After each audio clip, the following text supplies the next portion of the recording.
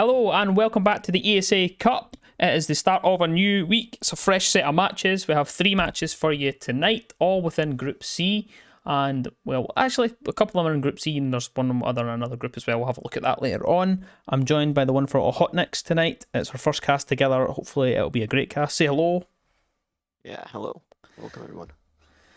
We're just about to get underway. I'm just waiting for one more person to get into the lobby, but we'll have a look at what the map bans are in just a second after I go through the schedule. Now, the first game is Misclick versus Stark. That starts at 8 o'clock Central Eastern Time or 7 o'clock GMT, which is just now. They're just basically just loading into the lobby at the minute. You've got Quintex versus Eagle Empire right away after that. That's 9:15 roughly, depending on how the other games run. And then you wave and a void at the end as well. And that's pretty much all we have for you this evening. But we'll get a look at what the map bans are shaping up for the first game that we have tonight. Yep. And yeah, as you can see, it's going to be Cafe Dostoevsky. We're going to the wonderful snowy streets of Moscow there. And, yeah, it's not much to say. Stark actually played already this map on week 1 against Entropy and actually won that map. And we have not seen Team Misclick actually play it before, so let's see how both teams approach this map. Stark definitely getting a going into this matchup a bit of an underdog, sitting on 1 overtime win and now 1 non-overtime loss, while Misclick going undefeated so far this matchup. But let's get on with the bans. Yeah, just to highlight it there, yeah, Misclick already on 6 points, 2 wins from 2 games so far. Stark, like you just said, overtime. They're the only, I think they're one of the only teams actually in the whole league that's actually managed to go for a full overtime. Most of the games have been one-sided, so they're one of the only ones that's managed to get that elusive 2 points that no one else seems to get. So they're actually not sitting in too bad a position. This is going to be a big game for them though tonight. Definitely will be. Now, first ban going to be Nook. Not Misclick. Not Misclick, actually. Stark banning Nook. A bit of a lurker, a bit of a evasive and spooky operator to be having on a map like Cafe. 3 floors, which pretty big. As I think one of the biggest maps on the board on competitive play. So Nook could cause some trouble. Quite a bit. Floor is actually getting banned right after. Can be a bit annoying to play against, as he cannot be countered by either Jaeger or Wamai, so his drones can be proven very useful against shields and other utility. Third ban, going from Mystic again, going to be Mira. Mira strats, there are quite a few Mira strats on Cafe, which can be a bit annoying to play against, so they don't want to deal with that. And last but not least, Solus, being off the board can cause a lot of damage to drones in prep phase and for the planter from below. Kind of functions like a pulse, but not really. So let's see how the first round is going to pan out with all these bans. We can't actually display the Solus ban on our overlay, so apologies for that, but you'll be able to see it on screen anyway. I'm not too shocked at the bans. It's the combination, really. Like I'm not surprised to see not go on Cafe, but I'm surprised at the way that they've actually did the bans all over. There's no Jackal bans, there's no Thatcher, there's no Hard Breach bans, nothing like that. It's almost random, isn't it? Well, yeah, a bit, but also Solus and Nook kind of counters off themselves, because when Nook is using her gadget, of course Solus can see her, so kind of weird that they banned both of them at once. But I mean, there must be their own reasons, maybe. Yep. For that. Maybe there's a strat that they just cannot deal, or is annoying to deal against Nook or Solus. Yeah, well, I mean, we'll see what they get, to be honest. The Solus ban is quite common. It's one of the ones we've seen quite a lot, to be honest. Wow, early pick there for Kev, who finds Iz from a spawn peak. I don't even know where it was. I haven't even been able to pick up the controller to have a look at where it came from, to be honest. That was a piano spawn peak onto... I think... I don't even know. Yeah, from piano, though. I can't find it. There. Wow, that's quick. If you're going to pick anyone, though, it's got to be Iz, because Iz is an unbelievable fragger so far for Misclick there. So that's one of the ones that you want to get early on, to be honest. So a great start there for the defending side. Oh, wow, another one. C4 this time. Larry taking off the board, and Kev's on a heater as well. Gets a double on the round, and it's Pizza taken down, and that's all of the heavy hitters gone for the side of Team Misclick. It's now in the hands of Newey and Konski on the support operators. They're on the roof at the moment. Kev will be lurking just below that hatch, waiting for the potential to get another one. He's ahead there though, Konski, but Kev's still on the reverse angle. No damage done to Kev. It's just a little bit of damage onto Konski there. About 40 odd HP, but Newey's now downed. Shot in the face with a shotgun inside of Cigar there, and Timo is the one that collects that. Konski in a 1 versus 5 situation, and not a great start here for Team Misclick. I don't think they'll be too worried going forward, but it is a good start there for the defence of Stark, who are, like you say earlier, they were the underdogs for this one.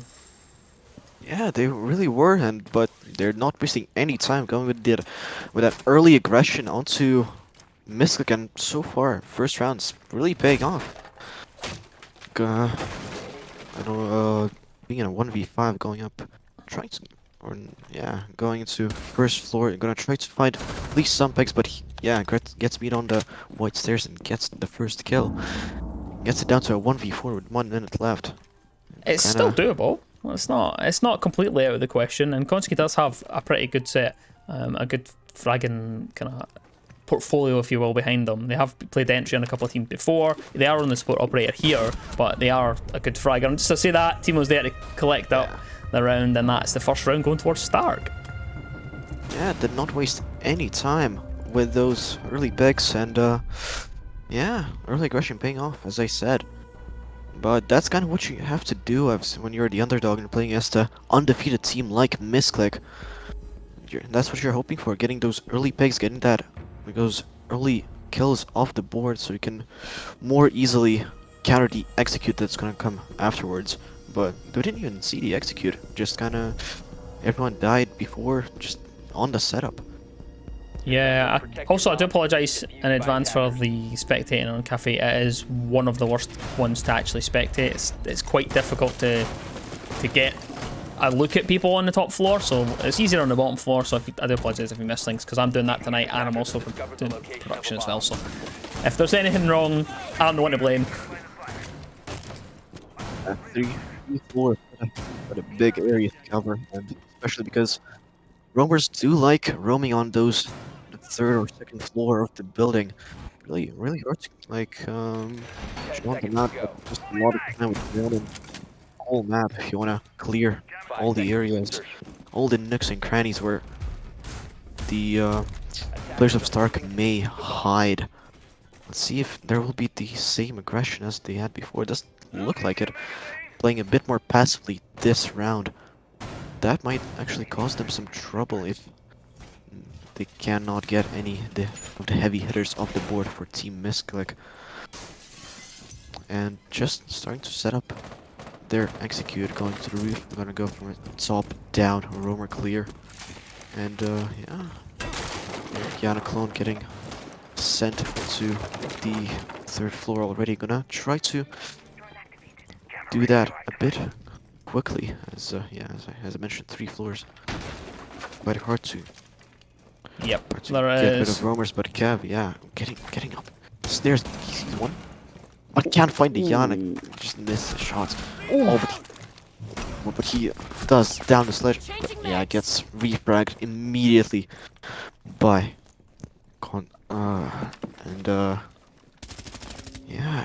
first pick does go into favor of Stark, but will this help them? It's immediately refragged, so the board does stay at 4-4. Yeah, it was a good start to the round there for the team on the defender side, Stark. They looked as though they had a good chance there to get away. Could have got a double kill there, but just not able to land the shots on Ayana. Just pull back, got one for their trouble, immediately refragged. Wasted a little bit of time. Perhaps you don't want to be losing your smoke though. Those smoke babes are completely taken off the board without a single one getting popped out. So you don't really want to be losing that, but it really does depend how they play it. Some people just want to play SMG11 for the aggression, and that's just what they want to use. C4 gets sent out there. Iz takes quite a bit of damage. That's upstairs, while they are currently in the process of using that hammer to open up all these angles in towards sight so that they can rain down hell from above. Hexta now rotating in towards Freezer, as they're just going to hold that longer angle just to make sure that they can hold all the way through towards where Larry is trying to edge their way in towards the site there. Manages to do quite a bit of damage onto each other there. Hexta down to about 70, Larry down to 50 odds, as finds someone with a nade. That's Timo off the board, and Hakonski finds Wolf at the same time. Larry's on the coverage, the plant's going down though. Hakonski's on the triple kill. He'll be absolutely raging at me if I miss this on the spectate for him to get the 4k. It's Cecil that's left in a 1 versus 4 situation. The diffuser's hot on the ground, and it's Iz to close it out on the second round. Looking way more convincing from Misclick, and they're able to finally get themselves on the board. Yeah, that early aggression from the Smoke didn't pay off, and I think that was a bit of a mistake. Smoke has a lot of that late round utility that can just throw out smokes, stop that plant from getting down, and that was just lost in the first tens of seconds of the round. Bit of a miss, I think, for Team Stark. But I'm gonna try to hold that kitchen side again this time. Not having that smoke, not wanting that lose that utility yet again. But yeah, let's Kev this time playing on the Echo, gonna be get Echo with that. Being 2-2, Echo is now quite a good kind of lurker and roamer. I saw in my time quite a lot of good roamers on Echo. And that actually that shotgun on Echo could prove useful, but Kev not playing it, playing the SMG. Expected to have that instead. 10 seconds to go. But let's see if this time will the defense go a bit better for Team Stark as the prep phase draws to a close, and Team Misclick are gonna try to start getting their way into the building. Yeah, they're starting us off attack on the north side here. It is bottom defense, sorry, and they'll probably go for the same idea. They clear down through the map a little bit there, and then they tried to push in for Bakery the last time. That's what the execute entailed. This time, it just depends on how they want to go for it. They could go for something similar, or they could go for a full clear, which it looks like that is exactly what they're going to do. They're going all the way to the roof there. You can see the buck opening up the hatch, and it looks like they're going to go down. Timo's down in Bakery, just waiting for some of these drones to see if anyone does pop in there to have a look, but no one is going to be there. They're all on the top floor. They're all going for this clear together as a unit. They want to get that through the map here, make sure that they have the control so they can begin this vertical play. Yeah, playing very much as a team, joining that whole area to ensure that no one gets away. Speaking of, yeah, getting picked first by Iz, and that's exactly why they're doing that top-down approach, getting all those roamers, all those pesky roamers, just off the board, so they don't have to deal with them anymore. They're just gonna need to watch those two stairs so they don't get flanked. And now, verticality. The start coming out from Sledge and Buck. Gonna open up the whole side to make it very hard for defenders to play in there. And Hex gonna try to pick someone off from this verticality as well. Yeah, there's quite a bit of verticality that's now been opened up there. You can see that Ez has done quite the work there to make sure that they have these angles to make these defenders on site squirm around and not make them feel comfortable at all. You can see that they've pretty much evacuated the whole kitchen there just to make sure that they aren't picked from above. There's no one directly above Hexta at the moment. They have sent out their C4 already. I can't remember if they set it off. I don't think they did. It might have been shot out, but there wasn't any explosion from it, so it might be pre-placed on the other side of the map. You can just see the potential for a head to peek out from behind the bomb there. Pizza's able to Hexta's able to take Pizza off of the board, and now it's a 4 versus 4 situation. Even the odds Hexta there with that beautiful shot up through the hatch there onto the skull of Pizza. Now 2 members are now going to try and drop through that hatch. You do have Sios though on the other side, though, gets quite a bit of damage, though won't actually know. The drop comes through, the hot drop, 3 of them sent in. Ying's down, the grenade is cooked for Iz though. It's not going to go in enough to do any damage. Nui though is going to find Hexta, and now it's a 4 versus 2 as Iz finds Timo now, and it's a 2 versus 3 now. Sios and Wolf left with the alt to do. Larry finds 1 onto Sios, and now it's a 1 versus 3 situation. Wolf though is going to find at least 1 consolation prive onto Consti, and it's now a 2 versus 1. Wolf's gone all the way around though, sees the player hop through the breach though, and I actually don't think that they're aware of where Wolf is playing. The call surely is going to come out that their inside freezer though, sees the body go past, but Wolf actually doesn't realise that's a person on his right hand side. Surely he's going to spot them here, but the upstairs hold from Iz closes it out. Wolf is dead to rights with that angle, and Team Misclick take another round on their attack. Quite a well executed play there in the final 45 seconds. Quite a lot of time actually to prepare themselves for that execute. No blank or any attempt to blank was set up by Stark, and I think that was a mistake because that execute just proved too difficult to counter with those Ying Candelas, with those nades, with that verticality. Very, very difficult to counter, especially without a warden on the defensive side. Don't really like playing that warden, but he can prove very effective when a Ying main is present, especially from Team Misclick. Ying's actually going to be swapped out for Thatch because it's a third floor attack. I'm not going to be playing that operator this time for their attacking side, but yeah, third floor actually proved a bit better for Stark because that, as we said, early aggression.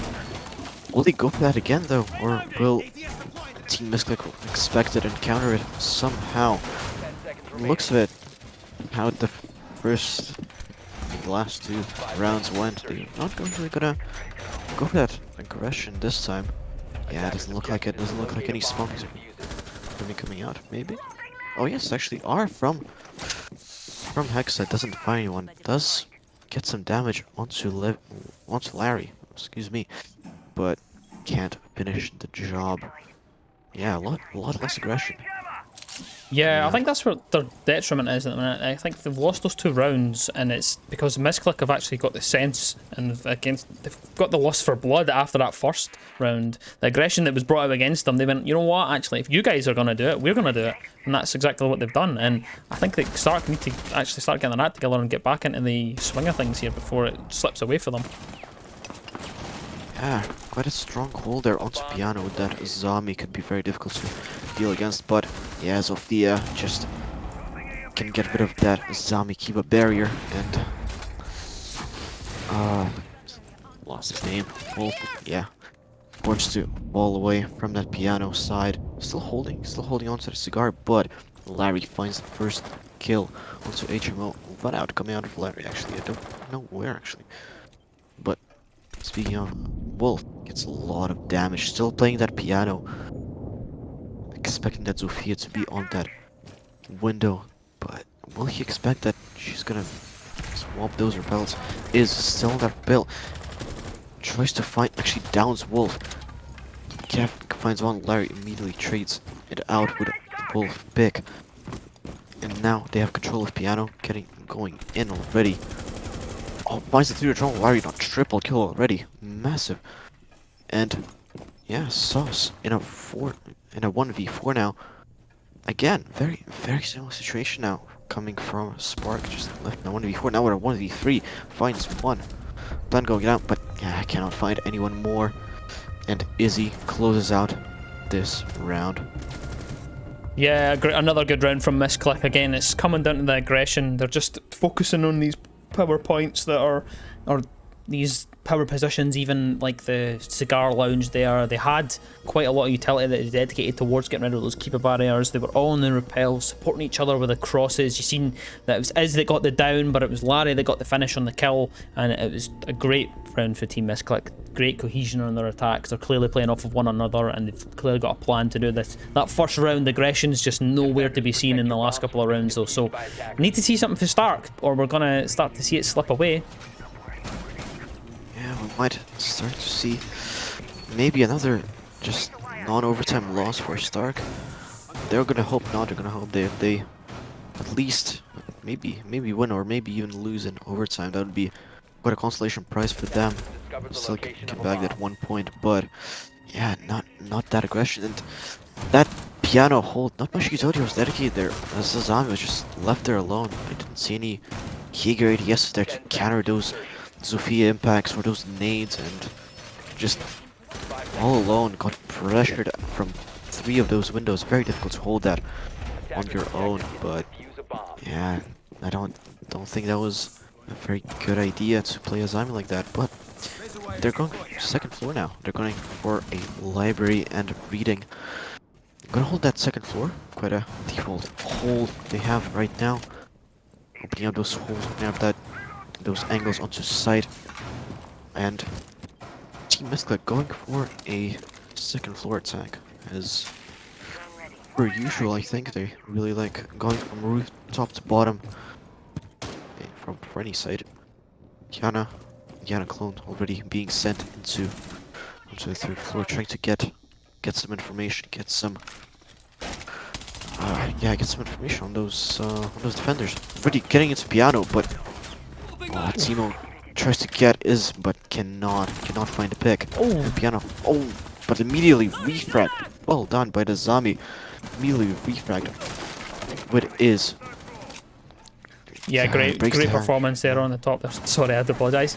Great performance there on the top. They're 4 versus 4. They're able to bring it back into the same man count now, as they're able to get that bite back immediately. But Team Misclick have the map control though. They've been able to get themselves in towards the top floor. They have the control they need. They're getting the drones down in towards the middle floor now to try and see where these positions that are being played by Stark. They are all kind of static at the moment, hanging out the doorways, just waiting to see if they can catch people off guard. Just as Nui comes in with the buck to try and open up some of these angles. There was actually someone just about to peek. That was Sios that was about to do that, and they instead are not going to be taking any gunfights because Nui is rotating out just to continue opening up that area as well. They've already lost the sledge though. Hexter is going to get another one on the round. This time it's onto Larry, who was just heading down that white staircase there, not aware of this long angle that was being held and played by Hexter, who's going to get himself the double for this round itself. 2 versus 4 now as Kev sends a C4 up from beneath Nui, and it's now a 2 versus 3 as Pizza is able to get one immediately back onto the refrag. It's Kev this time taken down. 2 versus 2 now as Konski finds one onto Hexter,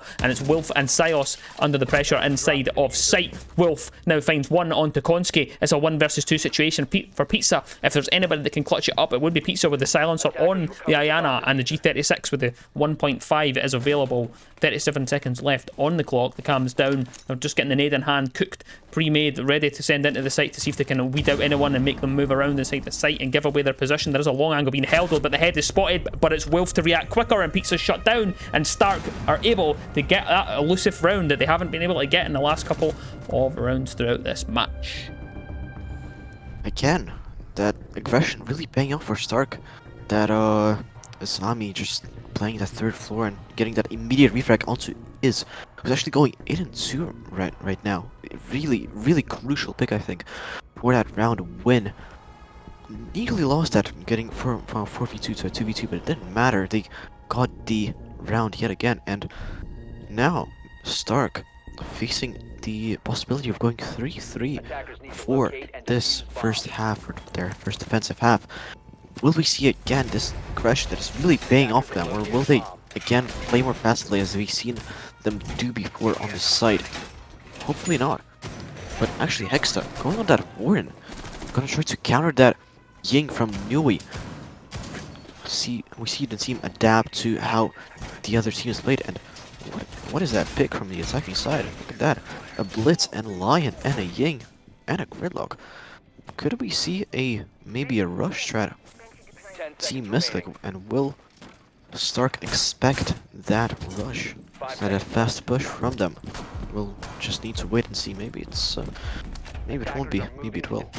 Certainly looks like it, to be honest. But they've swapped off the Ying, so they've at least dropped something and changed that a little bit. There is a little Swarm Peak happening from Kev to see if they can get themselves a freebie, but I don't think anyone's going to go over to that side. We'll have a wee look at where Pizza is on this bakery side. It looks as though this is where the stack is happening from. They've got themselves piled up on bakery door and they're sending it in. Manui is going to find Hexta to open up the scoreboard inside this round. 4 versus 4 though. The Blitz is shut down. It's Wolf to find that. Ez finds another one though, but another flick and a double on the round for them as Ez finds himself Wolf. Nui finds Sios. It's a 3 versus 1 situation inside the site. It's all collapsed down for Stark after what was looking like a good round before that. Now they're under the cosh, and it is certainly not looking like they're going to get that 3-3 half here. Timo though has a clutch opportunity. The diffuser is down, is opting to not shoot the drone. Shows great trigger discipline, crosses all across that red hallway though, and surely gives away the position now as the bullets fly out. Timo down to about 50 odd HP, and the swing will be coming around to that double door if they're not paying attention. Timo though shut down through the shut down through the wall by Ez, and that will be the attackers taking another round. 4-2 split for Misclick. Misclick really showing, giving Stark their own taste of their own medicine, going for that really nicely set up rush with that Gaunt 6, just Blitz going in and getting that first pick actually on that Warden that could counter the Blitz, but Blitz actually not doing much that round, dying through shooting his legs, but still, round paying off for Team Misclick, going for 4-2 for their into the defensive half, really getting that a lot of possibility, a lot of maneuvering room for mistakes in their defensive half that they might not actually make a defense on Cafe. Is usually a bit easier than attack, but let's see how they will go about doing it. Actually, Hexa going with that Amaru. We see some early aggression from him going into side. Not looking like the whole team is going to be doing that early aggression. Having a really much more traditional pick coming from the rest of the crew on Stark. That Nomad, Ying, Yana, and Buck. Yeah, Buck being swapped out for the Amaru. Zari against going for a swing in. Shame, but could have seen maybe some exciting Amaru rush, but yes, not. Maybe another round. Yeah, slightly different lineup there. Of course, the attacker repick comes into play, so it's quite difficult to actually judge what operators are going to make it through onto the actual field because they can change it so much. Like you say, they started with Amaru, now they've got the Buck in tow for them. They're not quite designed to go for as much soft destruction as what Team Misclick went for on their attack. Team Misclick always played the Buck, always had the Sledge, so they always have two options if they ever needed to open up any angles, because of course it is such a vertical sided map. You do need to play a lot of those kind of angles and stuff like that as well. Now Nui is under a little bit of pressure at the top of the white staircase. I say pressure, but it's Nui. If there's anyone that can master that SMG11 and pick up a couple of kills off the back of it, it would be him. And you can see on the upside down rappel, just on that window, just waiting for the mistake to come out, as Konski's able to find Kev on the other side of the map as well. And now it's a 4 versus 5 situation. Timo though is on the hunt, knows there's a player at the top of the white stairs, but now there's two. The head peeks up and just throws out that smoke babe just to slow them down a little bit, but Timo going for a pre-fire through the wall, isn't able to land any shots onto anyone. Nui though still at the top of the white staircase, still going to wait for anyone to push up onto them towards this cocktail lounge entrance at the moment, joined by Pizza inside the cocktail lounge behind that shield. The power position is very much set up for this push. They know that this is exactly what they want to do. Most teams do want to clear down through the map. Konski's came to join and he's actually taken off the board because of that, and it's unfortunately the timing of the nade just went over and collected the life of Konski. The nade sent down again. This time on the target is Nui, who sends out the smoke babe to slow them down a little bit, but the swing comes out, shotgun in hand, and is able to collect Timo courtesy of that smoke babe, and it's Hexter now to take a little bit of damage, pushing up on towards Jaeger now. They're not aware of the fact that Jaeger's still playing in there. Pizza still feeling the pressure though. The swing will come out though. It's Pizza to come out on top. A 4 versus 2 situation though. Drops right through the hatch. Is able to escape with their life and pretty much all of their HP. I say that, but they're on down about 20 HP. Nui though pops up the white staircase and collects the life of Wolf, as Sios now left in a 1 versus 4 situation. Coming through the doorway, and Nui on top. Held down the white stairs the whole time. Made it their grotto and just managed to win the entire round for them. I'll just say that, but I can hear people leaving the lobby, so we'll figure out what's going on in a second. Looking like a rehost, maybe. Yes, it certainly looks like it. We will be back with you just shortly. Thanks for tuning in, and we'll see you in a few minutes once we get this sorted.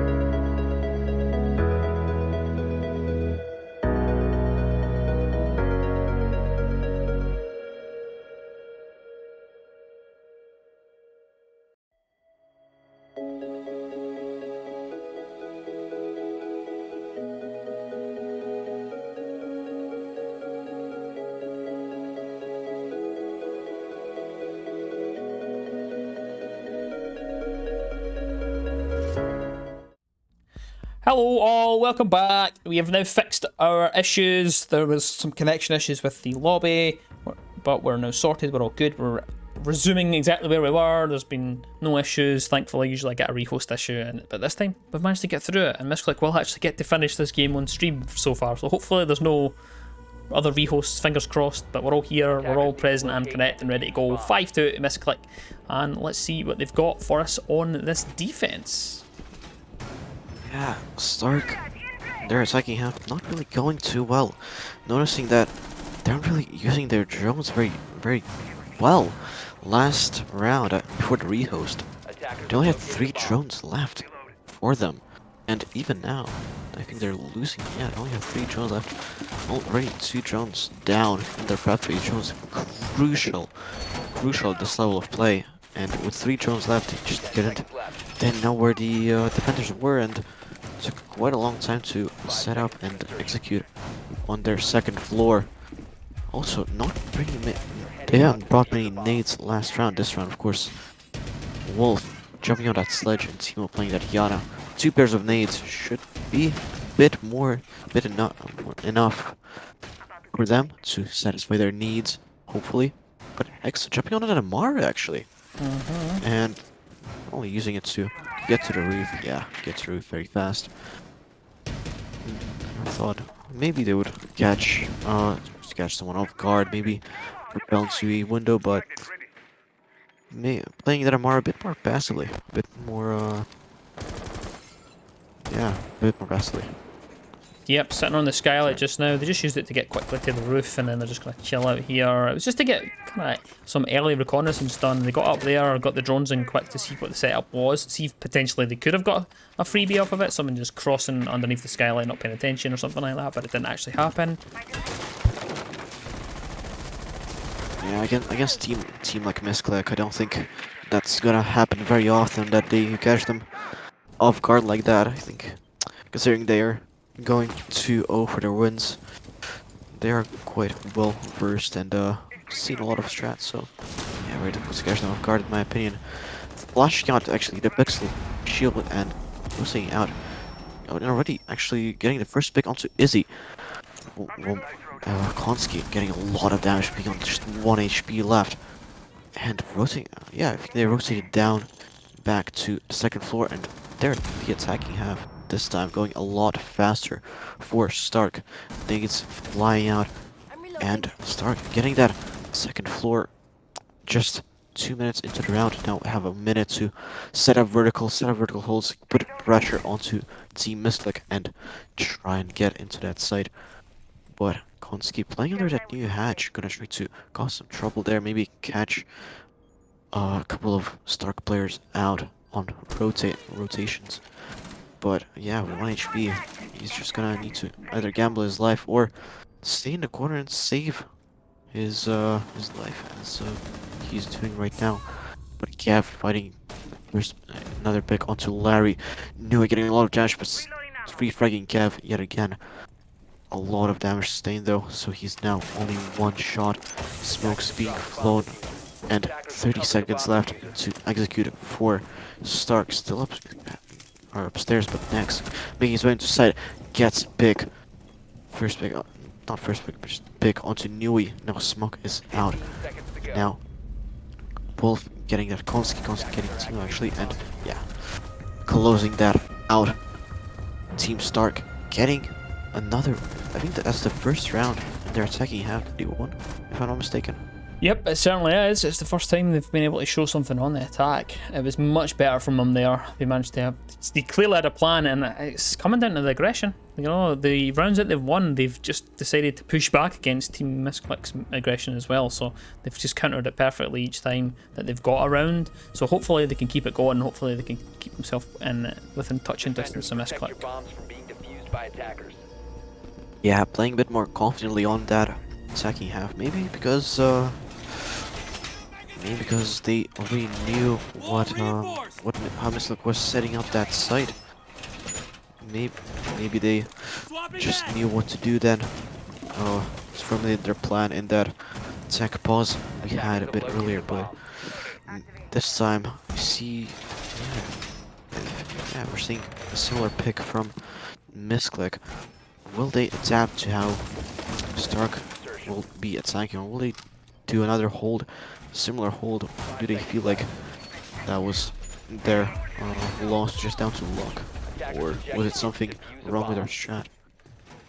Misclick do have a very deep strat pool when it comes to these maps. You've seen that they've not actually went to the basement yet. They've had 3 rounds now on defense, and a lot of teams do feel more comfortable on that basement site, but they've not even bothered to go near it, even after it went wrong for them in that round past there. So they're still going to try the middle one. They're still going to be trying to go for that library hold, and hopefully this time they've worked out the kinks and that they're going to try and get themselves this round in the bag.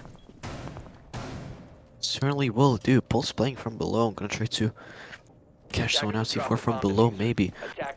Konski playing a bit more aggressive onto piano, tried to spawn pick, but no one was coming from that side, unfortunately for him. But this time, Stark pushing it a bit more differently, I think. Q going to that white window and already getting the first pick onto Konski, who was playing, through that white window, who was playing on that pixel shield. Nice adaptation from them, knew that someone will be playing there on that shield and just capitalizing on that little error that Misclick has had. But Larry also saying quite a bit of damage. Don't know where, from I think from the window again, from Kev on IQ, just doing quite a bit of damage to Team Misclick going through these windows. Oh, but catches Hexa out. Hexa was trying to flank, but Timo immediately gets another frag onto Iz. Now in a 3v4. Have control of upstairs, but still there's a pulse playing from below. Tries to C4, doesn't connect, doesn't get that kill. But he's still alive. Still will be able to feed that information. Vertical holes being held by Nui and by Larry. Gonna try to catch someone out again, but another kill by Kev through the drone hole, actually onto that laundry, onto Larry. That's a zombie off the board, but Nui and Pizza still left on the board. Smoke and Pulse can do quite a lot of damage, and smoke's being thrown out onto that library doorway. New knows where Stark is playing from, and New actually collects Wolf, still playing in that reading, but knows that someone is pushing from laundry, and but gets collected by Kev. A triple kill from Kev, cannot connect to a 4th one. 1v2 now for Pizza. Cease and Timo still playing, I think, upstairs. No, has made his way down. Timo, does Pizza know about him? I don't think he does. Trying to get a pick. Plan going down from that Nomad. Timo playing that reading site, but again cleans up onto Pizza. And another round to Stark. Stark really nailing this attack onto reading. Yeah, I think at this point, I think they need to change things. That's 3 rounds in a row they've went to the middle of this map, and that's one they did win, which is great, but that's 2 in a row that they've lost now, and I think they need to change things, and that's exactly what they're doing. They're going to the bar and cocktail, they're changing it, they're going to the top floor, not wanting to show that bottom floor at all. They don't want to even try it, they're not even entertaining that possibility that they need to go down to that bottom floor. It's solely just trying to keep it off of that basement. They want to go to the middle floor, the top floor. I think they just don't want the vertical, really. They like to have the advantage and keep themselves above their opponents instead of having to have the opportunity for someone to come down from above onto them. Now, we'll see what they have in store for us. We'll see what they'll change. Hopefully they're able to get this up and running again and see if they can get themselves some form after what was a good first half. Hopefully they can sort what's going wrong for them and get themselves some more rounds. Yeah, reading just not working for them, but I also think maybe they're saving some strats for that basement. Maybe they wanna save some strats for the playoffs, because maybe they're confident that, or a reason they're confident that they'll make it to playoffs. Maybe they have some strats saved for that, some spicy things. We'll see if what they come out of it in playoffs.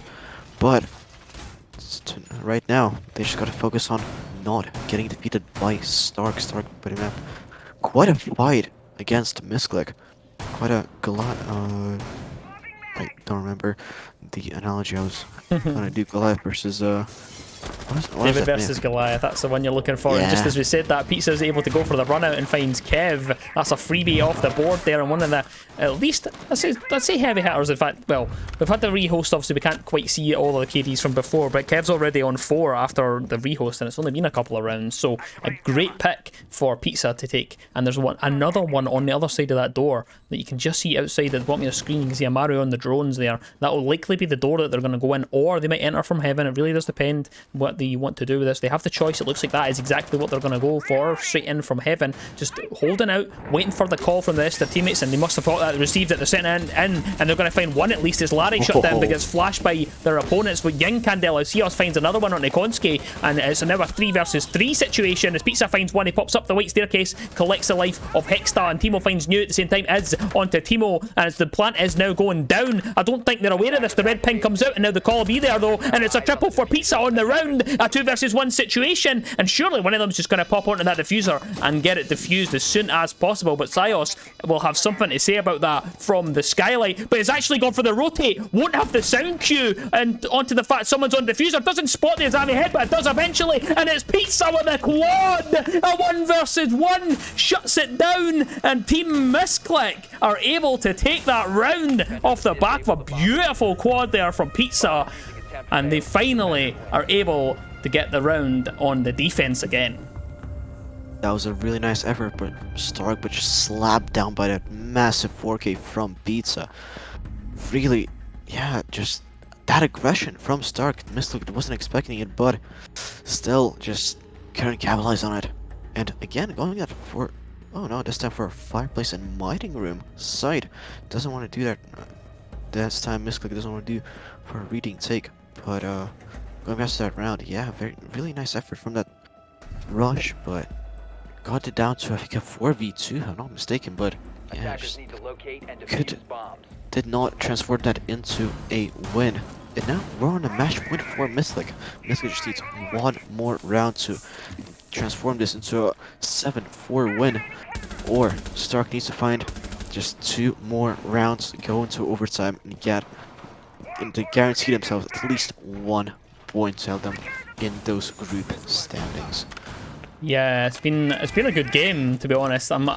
I kind of feel bad if Stark don't get at least something from this, because it's 6-4. There's still an opportunity. They're still just within touching distance, but it really does depend. Misclick have been poor on these middle sites. They did win the first one. They did win this the last time they went to it, when they went to the fireplace and mining one. They did win that, so we'll see what they've got. We'll see what they've got. Hopefully they can rediscover that form from that round, but it really does depend. They could flip back onto the other side of Start. We'll have a look though and see what they've got for us inside this middle site.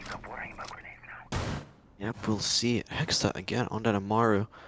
Will they be going for a rush yet again? Doesn't seem like it. Yeah, just going onto that roof, trying to again catch out maybe some players on that early maybe rotations aggression, but just flying to the roof, trying to get that control quite earlier than before. This time remaining is a 5 stack. Doesn't no early picks coming out yet from Team Misclick. Still Cav on the board.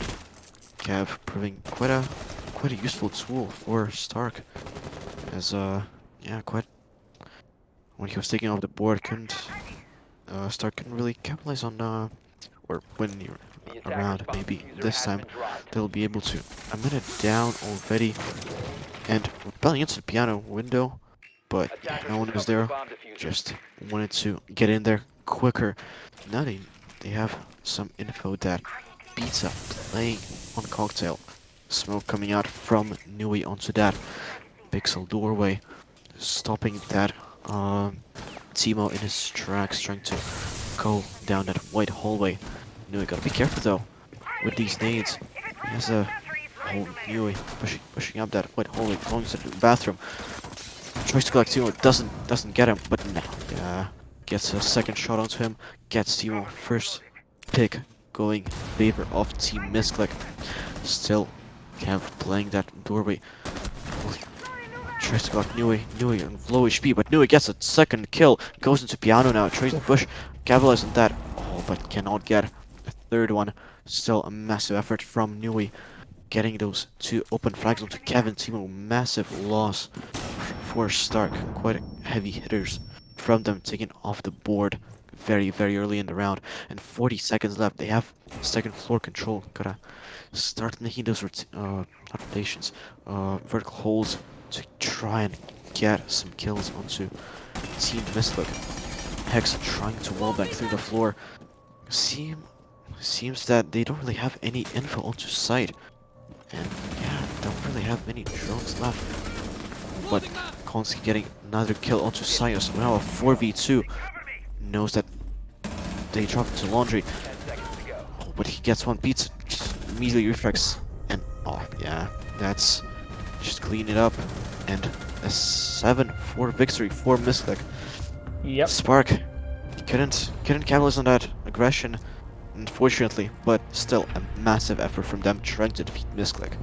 But Misclick remain undefeated, 3-0 for them. Yeah, that's a wonderful game, to be honest. And that is all she wrote for that, to be honest. Quick and easy for Misclick in the end, 7-4. 3 in a row. They're doing well. Misclick are always up there. They're always in contention to go deep into these tournaments, and that's 3 in a row. They're sailing comfortably now. Stark showed them a little bit, at least. Showed them how they were able to get that overtime couple of points last week, and just wasn't enough in the end, though. Misclick were able to come back and after a couple of rough rounds, where it looked like Stark actually might get all the way, but they were able to get themselves out in front, Misclick. So great performance there. And obviously, I want to just point out that Pisa had an absolute wonderful game there as usual. It went, perhaps some of the lower players weren't stepping up as much. Of course, when you've got the likes of Pizza and Iz and whatnot throughout your ranks, then you're always going to have a chance. But that is going to be it for the first game. The second game will be with you shortly, and that one will be starting in about 15 minutes time. It just depends when the teams get themselves organised. That's going to be Quintex versus Eagle Empire, but they'll be getting set up just shortly, and we'll see you guys in about 15 minutes time. So go and have a rest, go and get yourself a tea break or whatever you want to do, and we'll see you back here shortly. All right, bye-bye. Bye.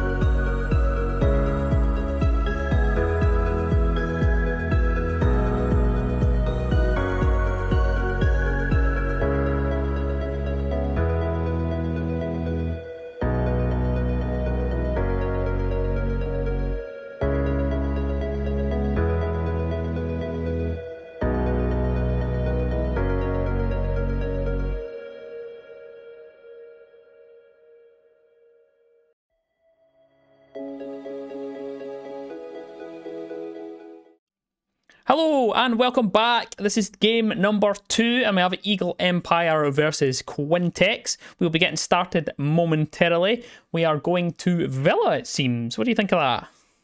Yeah, the Sunny Hills of Villa not played much this group stage. Only, yeah, this is going to be the 5th time it's played, and very interesting actually stats for Villa. The attacking win percentage is only 37% on this map. Gonna be quite interesting to see how both these teams will be playing this map, how it's gonna be played out. But without much more, let's jump in right into it. It's going to be Quintex versus Eagle Empire. Eagle Empire definitely going to be favorites for this matchup. Are top of the group and of their groups right now, going for a 2-0-0-0 record currently. Are sitting on 6 points and are plus 11 round differential. Absolutely massive for them. And they're playing against Quintex, sitting 3rd in the group, going 1 win and 1 loss in overtime, so it's 4 points and a round differential of 0. So Quintex is gonna be needing to do a lot of work. Fortunately, they're starting in defense on Villa, and as I mentioned previously, defense quite favored for this map. So hopefully they can get that early start, early advantage for this map, get some of those rounds in so they have a bit of an easier time on this map. Bans coming out, 0 getting banned by Quintex, and Echo really not liking that that intel that these two operators provide, and from the side of Eagle Empire getting Thunderbird and Jackal off the board. Quite standard bans, I think, from Eagle Empire, but quite unusual from Quintex. Yeah, I can see why the zero's be banned. It's Villa, it's a big map, it relies on a lot of clearing and making sure that your flanks are watched. There's a lot of opportunity to do that, so the zero's pretty big on this map. It's one that you'd see a lot. I don't know if it would be something that would actually play as much at this level than now, because it is only best of ones and it is only still the group stages. I don't think a lot of people will be wanting to show off that type of operator and show where they put in the cams and what they're doing with it. So it could work out. Really does depend. We'll see how their attacks go when they're countering past that. Yeah, we'll see about that. But now that the prep phase comes to a close, as I mentioned previously, Quintex starting on that defensive half first. Getting actually a Valk and a Mozzie, a lot of intel gonna be coming out from them, and revealing some of their cams, at least one of them. They're gonna be holding, yeah, if it seems holding downstairs, they're gonna be playing for those C4s into side with that Mozzie and Valk having that being crucial. And yeah, the Eagle Empire going for that master bedroom push, gonna be walking into quite a lot of utility setup for that push. But no one playing in Statuary and Master Bedroom, so that means Eagle Empire are gonna take it very, very easily.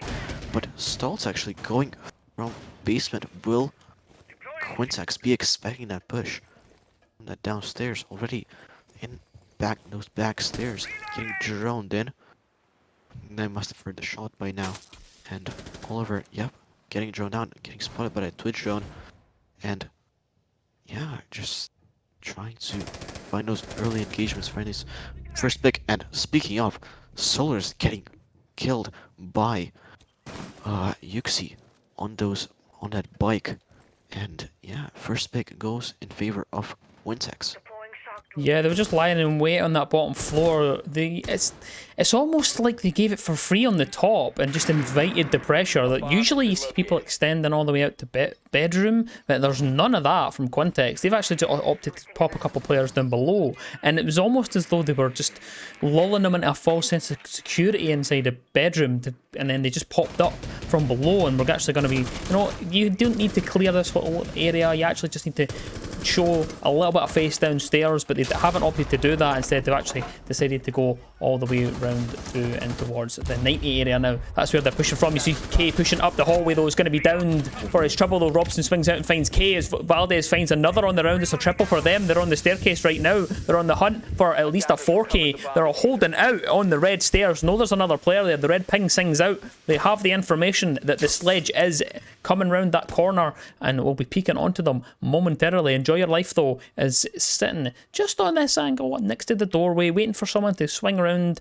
and towards statue, but no one's going to over peek. It's down from below though as Robson's taken down and quite a lot of damage done on Enjoy Your Life. That's actually Valdez that rotated down there to get that shot. Beautiful movement coming out from Valdez, who's been able to get himself a 3K so far and now done massive damage on Enjoy Your Life though, who's going to collect Yami on the 90 swing at the same time. Now Enjoy Your Life holding the angle, sees the head but can't quite land the shot. Slow, only 20 HP, so has to dodge every bullet possible that will be sent their way. Even though Valdez does only have the Roni, the pea shooter will be enough to kill and take the life of Enjoy Your Life. Not enough can be done there. Swings out, and like we say, the HP working against Enjoy Your Life there. Valdez gets himself a 4K on the opener of Villa. Yeah, really, as you said, getting that false sense of security, going for that master bedroom push, see no one there, and like, oh, 3 picks. Yep. Just going in there, but not bothering to clear the downstairs, being the downfall for them. Just Quintex getting those flanks executed on that red stairs, getting those massive picks for them, and not working out attack for Eagle Empire. Yeah, not going in their favor. But let's see if it's gonna be a bit better for that master bedroom hold. Quite a hold down actually from Quintex. That, yeah, as mentioned, full sense of security, and that still they're really good at holding that 90, not getting that breach open, having those. I think there was an impact trick actually going out. I heard a thermite charge getting pulled, but not being blown, and yeah, just getting burst around for Quintex. Quite an extension's happening out here into bedroom. Now, of course, they've changed sites over to the trophy and statue side now, opting not to go back to the same place where they are. I say opting not to go back to, they've just won that on the defense. It's locked for them, so they are going to have to go and change the site, which they have done, going towards trophy. And that's the usual 2 sites. That's usually the 1-2 that you'll see. It's usually a combination of that. Either aviators first and then trophy, or it's trophy then aviator. It's usually one or the other, and that is normally part of the course for the first couple of rounds of Villa, at least. Yami though will be feeling the pressure in a moment though, as you can see the pinches coming through and towards dining, and it's a very puzzling operator to have down here. It's the mute downstairs with SMG and the shotgun in hand, potentially just trying to play off of the C4, but it won't be an opportunity for them if they're not able to try and fight off this early pressure that's coming in here. The Ayana joining up though, the wall bang will come out there, quite a bit of damage done on Yami now, who is still under the cosh inside of Memorial.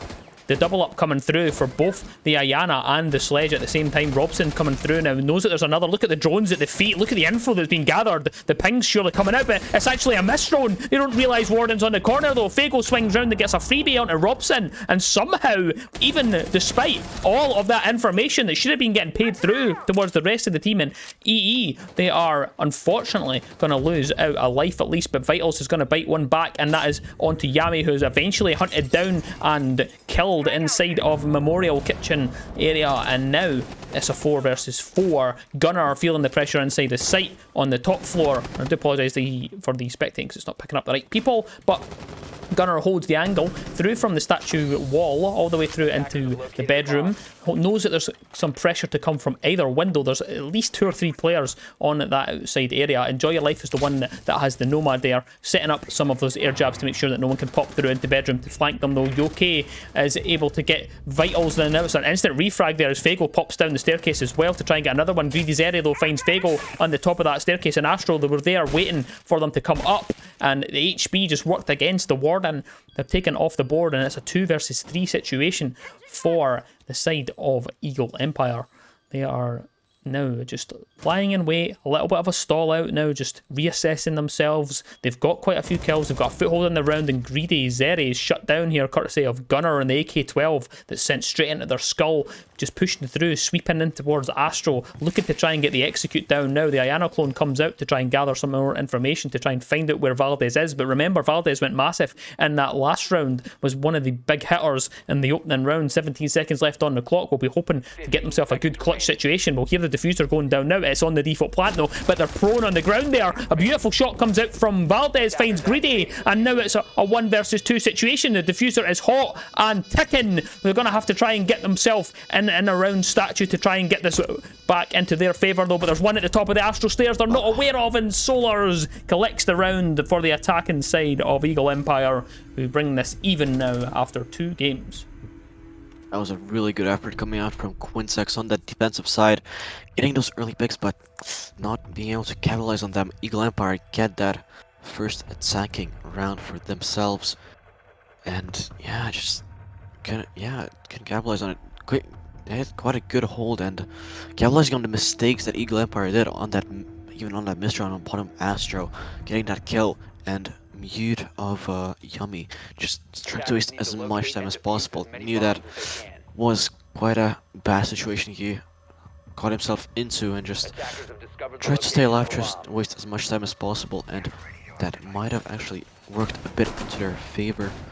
Maybe just some chaos on comms provided that misjoining opportunity for themselves. Yep. But as we say that, they're now going onto kitchen, deciding not against trying again on that second floor, and just gonna try to hold that downstairs. Playing with a pulse, actually gonna try to deny any vertical play through those C4.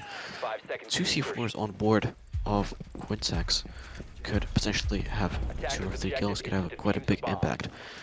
Have some vertical holds of them, their own, onto the upstairs. Gonna try to get those early picks, get those early picks, get that early advantage that they have. But Eagle Empire has Buck and a Sledge, 2 potential people that could make vertical holes. Actually 3 people, with IQ having hard breaches, and IQ actually could be a very, very good counter pick from that pulse, as she has her scanner could spot that pulse and could actually damage him as she can shoot and see him. But getting some damage onto Vitals through those vertical holes. Yummy still holding it onto that bathroom window. Gonna try to find someone caught lacking, getting that early pick. But actually, early pick comes out from Yuxi onto Robinson. That's a Sledge off the board, and that's a pair of nades off the board. No nades left for Eagle Empire upstairs. Vitals hop again, but gets found through the vertical holes. Another kill coming from Oryx, and now it's a 2v5 on Sars, already a 2v4. Twitch finds, Enjoy Your Life finds a kill. C4 coming out onto that vertical, but can't find anyone. Enjoy Your Life getting a lot of damage, but not being taken off the board. Still 1 minute 30 left. IQ still on the board. Does Pulse know? Now he knows that IQ's on the board. Doesn't. Still is with that scanner. Still scanning that IQ. He's really, really ballsy from coming out of that Fago, but IQ cannot capitalize on it. Getting some damage onto him, but cannot. It was not enough. Enjoy Your Life already downstairs. Trying to go through those castle barricades, but without a breaching charge, without any utility. It's gonna be a hard task. Gonna try to knife it. It's trying to bait someone into lying down, trying to kill him. Really low HP for him. Would be difficult, but yeah, Soraris gets found. Enjoy Your Life is 1 versus 4, and now 1-0 versus 4 as his head gets taken off, and Quinsex secure a second round for themselves. Yeah, that was a great round there from their defense. Just shut everything down possible. We will just be going to a very quick technical pause just because we have some issues in the rear that we need to get fixed. So we'll be joining back in just a moment or two. So just catch up in just 2 or 3 minutes.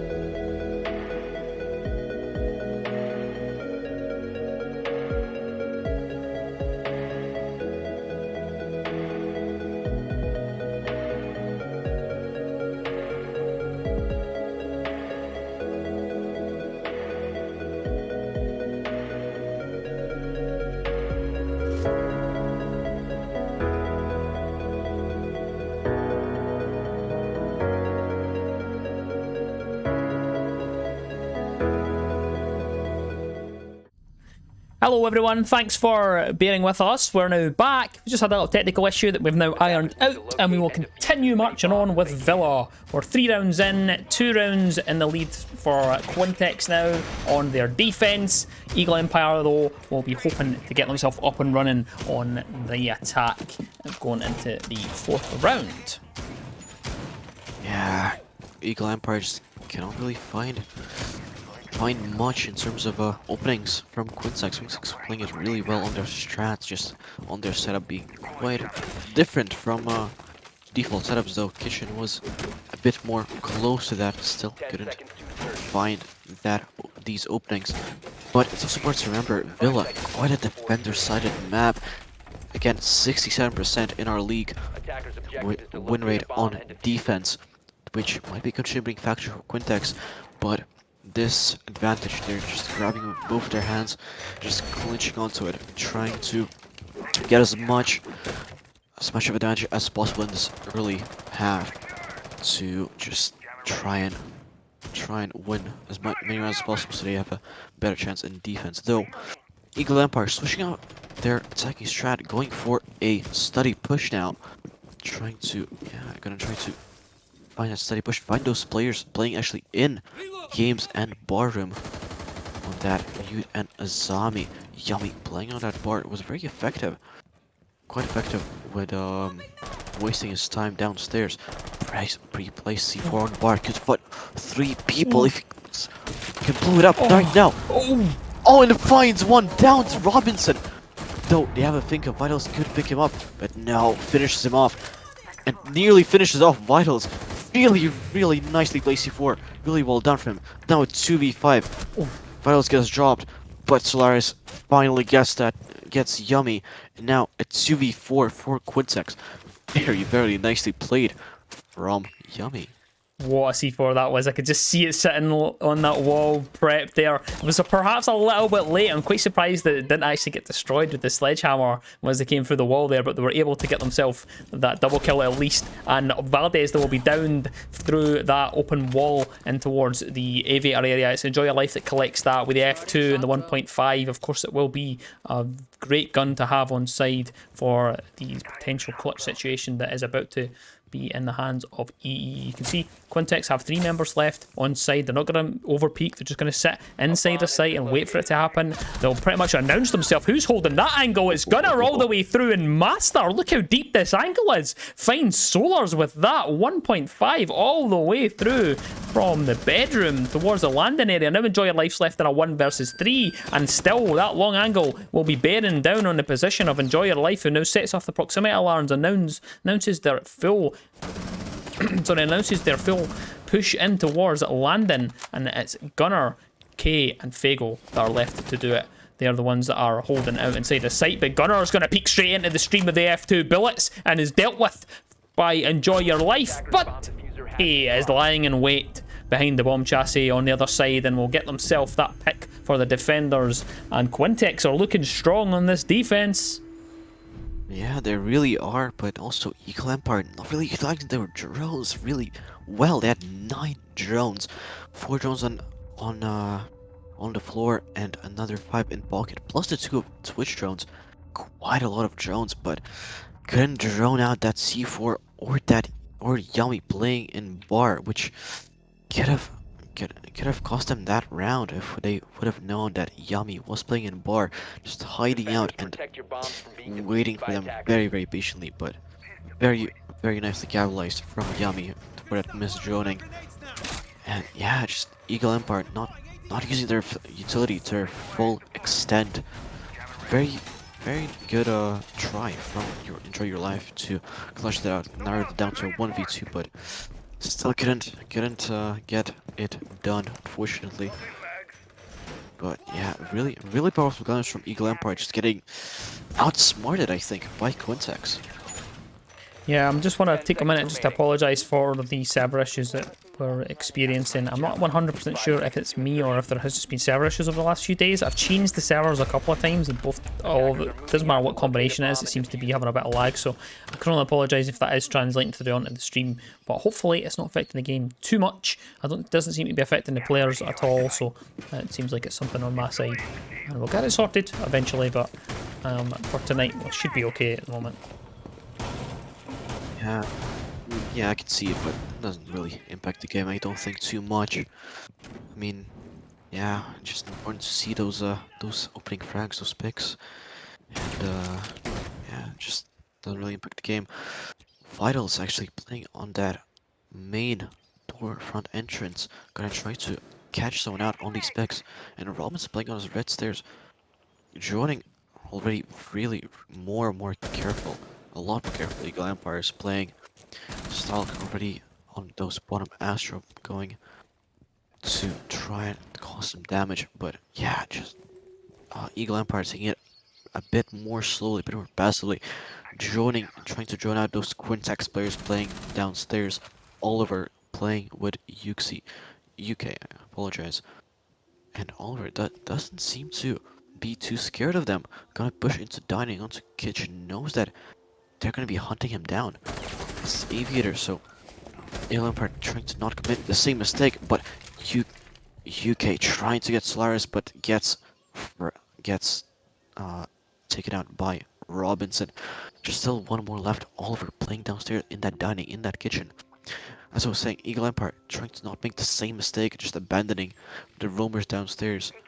Gonna try to find him and take him out, but wasting a lot of time on that roam clear. Already 1 minute and 10 seconds left for Quintex. Of course, you have that quite a lot of map control already near 90, but Oliver is still playing in that kitchen. Robinson, the only one who's trying to find him, doesn't have a drone. Just waiting for him patiently on that flank watch. Will Oliver know about it? Robinson doesn't seem to be watching anything specifically, and allows nearly allows Oliver to rotate out, but still catches him out.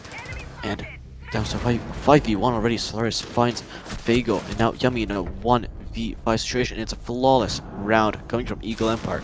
Much stronger attack coming from the Steam this time around onto Aviator. Not making the same mistake, adapting to how Quintex is holding that Aviator side, and now a 2-3 on the board. Yeah, what a round that was from Eagle Empire, who it looked as though Valdez could have came out with something big there, playing inside the kitchen. Just if they just turned ever so slightly, they just took one extra step to check when they checked that kind of bend in the corner there where Robson was hiding. If they'd done that and they'd spotted it, because we all seen it, we all seen Robson's gun poking out there, but Valdez was the only one that didn't.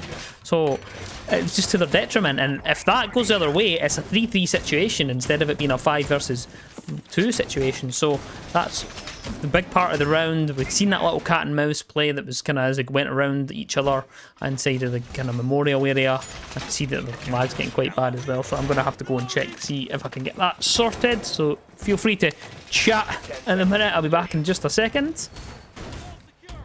Yeah, well, yeah, Quintex is gonna try to hold that kitchen yet again. Try to just hold kitchen. Gunner going upstairs. Gonna be reinforcing, setting up upstairs. That upstairs hold was quite successful actually last time around. But yeah, just gonna let's see if Eagle Empire is gonna attempt yet again to the side hold. Or will Quintex actually expect that and change something about their strategy? But it doesn't really appear to be so. Still Pulse playing from below, and still there is a IQ from Solars playing above. Gonna try to again catch him out and try to be a bit more successful with it. Sees the Pulse. Robinson taking a bit of damage on that stable yard window, and actually getting downed by finished off by this Oryx on UK. Big first pick. Notice that there's one rebuild Astro window and gets the pick onto Vitals. UK just going massive. Solars gets gets 2 already, but triple kill from UK already. UK going absolutely massive for Quintex. And now Greedy and Enjoy Your Life in a 2v3 situation against Quintex. Oh, But oh, what a flick from UK onto Greedy. Gets down for his trouble and taken out by Enjoy Your Life, but an absolutely massive 4K coming out of him and leaves Enjoy Your Life in a 1v2 situation yet again. Enjoy Your Life, a good gunner, could actually be able to clutch it out if presented with enough 1v1s, but they know where he's coming from because of those castle barricades working wonders for them. Yummy, playing with that C4, gonna try and Enjoy Your Life. C4 gets ripped, gets thrown, but cannot collect. Enjoy Your Life, going for a downstairs push. Gonna try to go from a different angle maybe, but I think there's a castle barricade there that will meet him and expose his position yet again. Yes, there is. Yeah, that's a difficult situation with Castle. A beeper gets set off, and yeah, now they know. Very difficult situation for Enjoy Your Life. These Castle barricades providing a lot of time for Quintex to adapt to where Enjoy Your Life will be pushing from. Sees him, gets a bit of damage from Yummy playing from the B side. Enjoy Your Life doesn't have any drones, gonna have to peek, try everyone. Tries to get, oh, but Yummy gets the final kill, but absolutely massive 4K from UK on that second floor. Nearly it could have been an ace, but yeah, really nicely played from him. yeah, wonderful 4K on the top of that floor there. I don't know how he was able to get the last one there, but that was an unbelievable flick. Managed to get it across and gets the kill. He gets down for his troubles, but it still gets the 4K off and still makes a massive impact on the round. And it looked as though Enjoy Life still had a chance in the 1 versus 2, but the castle barricade's just proven way too much to deal with. Just unfortunately not able to get any inroads in towards that site. They were just hunkered down too much. There was no opportunity to get in there and get rid of the castle and the mute that were holding in there. They still had the C4, and it was a bit of a nightmare for Enjoy Your Life there at the end. And eventually, they just held it on to it. Yeah, interestingly enough, a timeout being taken out by Quintex. I don't know if it's a technical issue or if it's just for the team to reassess themselves and just collect themselves after that massive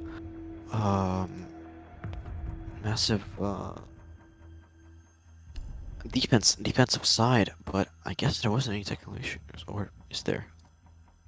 And just to jump in there, sorry to interrupt, but we are just very quickly going to have another technical pause just because there is some issues again in the background that we're going to try and get resolved. So we will just pop away for a moment or two. Feel free to go and grab yourself a tea or a snack or something like that. It will only be 2 or 3 minutes while we get this resolved, and then we'll be right back with you. Thanks.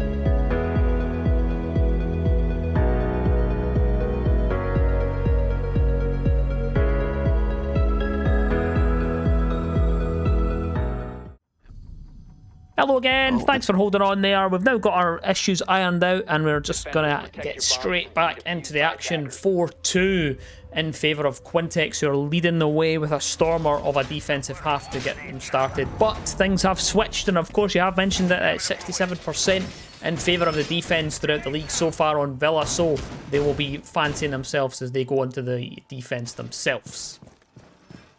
Yep, and actually, I want to talk about Quintex taking out a technical pause. Now, I don't know if that was an issue on their side, but I might speculate that it was just gonna collect themselves going into this sacking half for themselves, just gonna maybe plan what they're gonna do on attack, because I guess they know Eagle Empire, really strong team, and Villa, really defensive favored map. I guess maybe they just want to collect their mind, and just gonna calm themselves down from that stormer of a defensive half.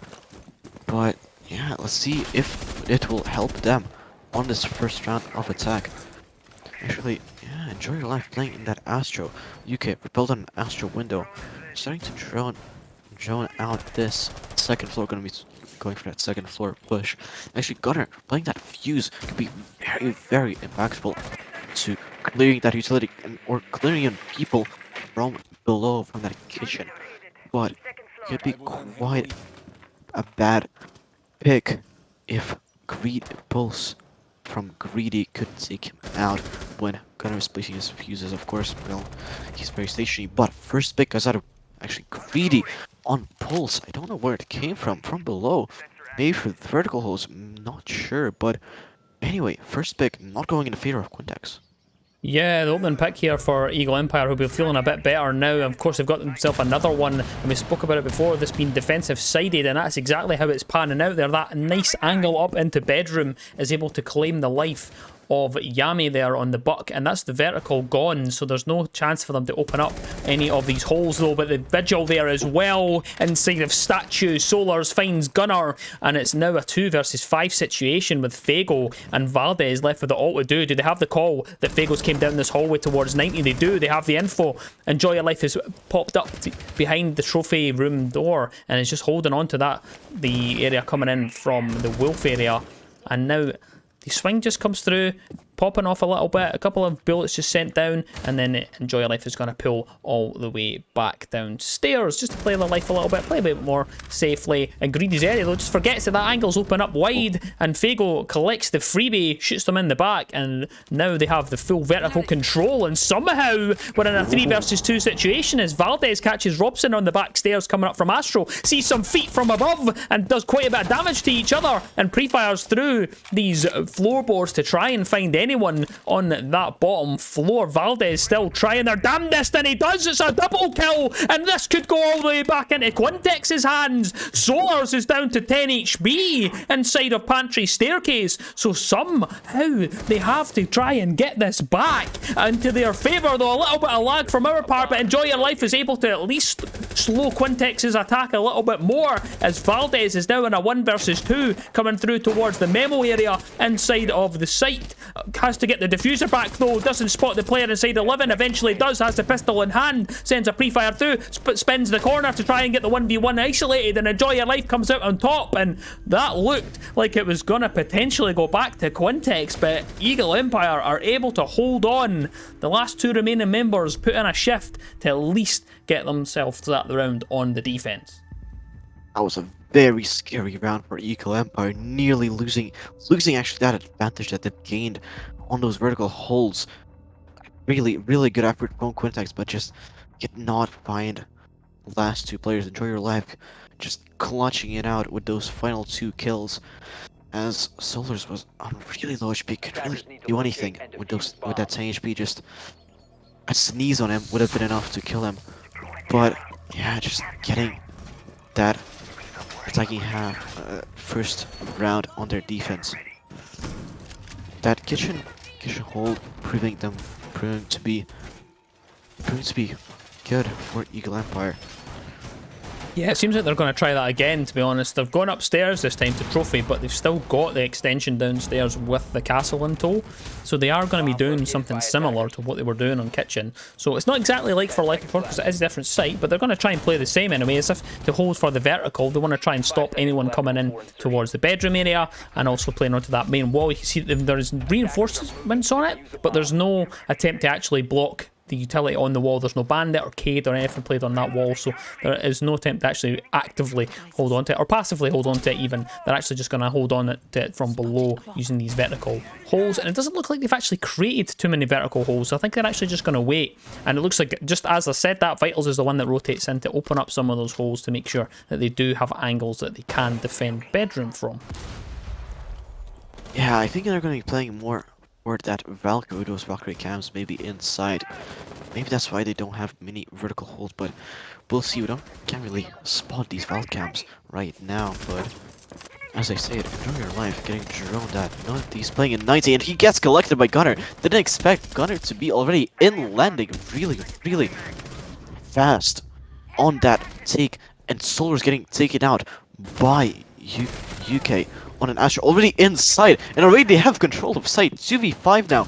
Vitals and Robinson are last alive. And Robinson, as I say, Robinson gets taken out, and Vitals alone. Coming through that Astra, gonna try and get the person that is planting, but plant still goes down. A 1v4 post-plant situation. Vitals, very precarious situation. Gets one, but cannot get anyone else. Quintek just stormed the site. Yeah. Wow. Just storm the site. Find a weakness, a really big weakness in Eagle Empire's defense.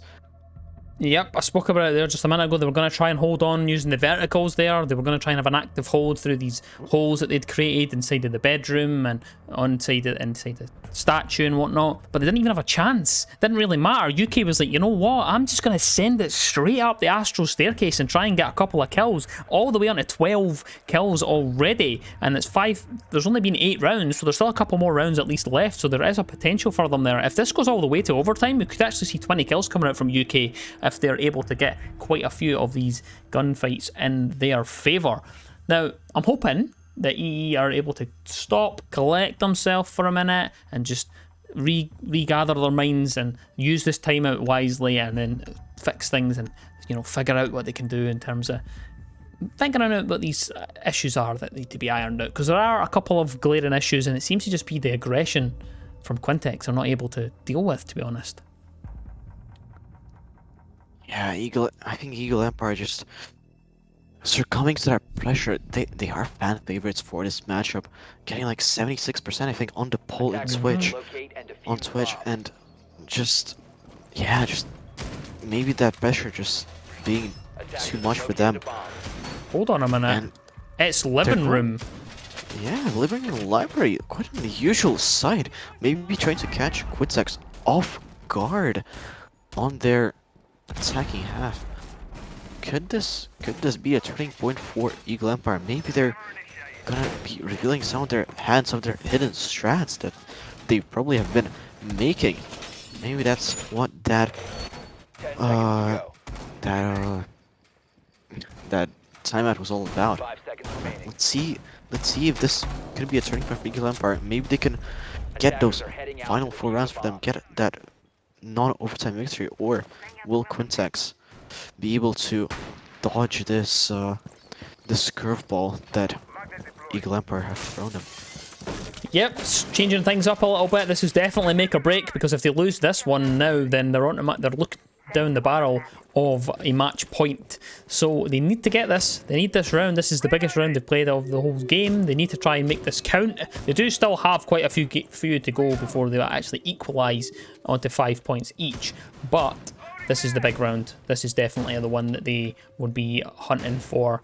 Into Memo now. UK is spearheading that attack all the way through. You've seen the drone going ahead. The Ayana clone was there. They have the information that it is living room, but there's been a ping sent out at the top of the landing stairs, and UK's activated and now on the hunt. Hunter killer mode is in tow. They're ready for the shots. It's UK to find a double and vault. 3 versus 5, and look at the way they move through the map, just hunting. The bloodlust is there. They're just trying to get themselves all the way to 20 kills. Robson finds one on the Valdez, but UK doesn't know there's another on the top floor. Enjoy Your Life is able to take the life of UK, shoots them in the back, and now it's a 3 versus 3 situation. Eagle Empire just not expecting this really just aggressive, fast, lightning fast push coming from Quintek, just catching them off guard. But Gunner already inside, already have some control of the living room, but doesn't have the entire control of upstairs, I don't think. There's still Enjoy Your Life left, playing on that main doorway, just trying to maybe catch someone out. But here comes Greedy coming from upstairs, actually flanking really nicely. tries to go into Memo, gonna try to escape with his life unscathed, but cannot. Yummy finds him, and 55 seconds left. Plenty of time for Quintex to set up their push. It's a 2v2 situation. Robinson's still playing in that gallery. And is going down from Gunner. Yummy covering him. Will this be enough? Robinson coming to that rotate. Oh, Yummy. Yeah, does Yummy know where he is? No camps for Eagle Empire. No one watching camps. But oh, but yeah, that's not enough. Not enough for Quintex. That early round aggression just could not capitalize. UK doing massive amounts of work for Quintex, but Eagle Empire just can claw it back and come out on top. Yeah, wonderful rotate just at the end there. Enjoy your life popping round through that hole that was made in the wall. They weren't aware of the fact that that was open. I think they thought it was still fully reinforced. I don't even know if it was them that had made the hole or if it was the defenders that had made it, but they just weren't aware of that. And Yummy had their back to it, shot in the back, and then it isolates the other one as well to a 2 versus 1 situation. Even though the diffuser's down on the ground, it's enough for Eagle Empire to win it out. And the timeout has done its job. They've at least managed to get a win out of that. It was a little bit closer than they probably would have liked, but they were able to get it, and they're going to go and show us what Aviator they have set up for us. Of course, standard setup, this one of the more common sites that people go to for this map, so we'll see what they have in store for us. So hopefully they can keep things going and get this all the way to equalising up to 5-5. Yeah, hopefully Eagle Empire can adapt to how fast Quintex is able to just take control of the map, take control of just whole chunks of the map. UK just able to run up the red stairs and just catch Eagle Empire lacking, still setting up the site, still setting up those vertical holes. Yeah, the Eagle Empire is going to be a bit faster on those setups that they have. And very well placed drones from Quintex, I think, are allowing them to just go for those kinds of pushes. And 3 people going for that steady push, I don't think it's going to be a rush. I think, yeah, UK is getting droned in. Oh no! Know that there's Joy Life coming in.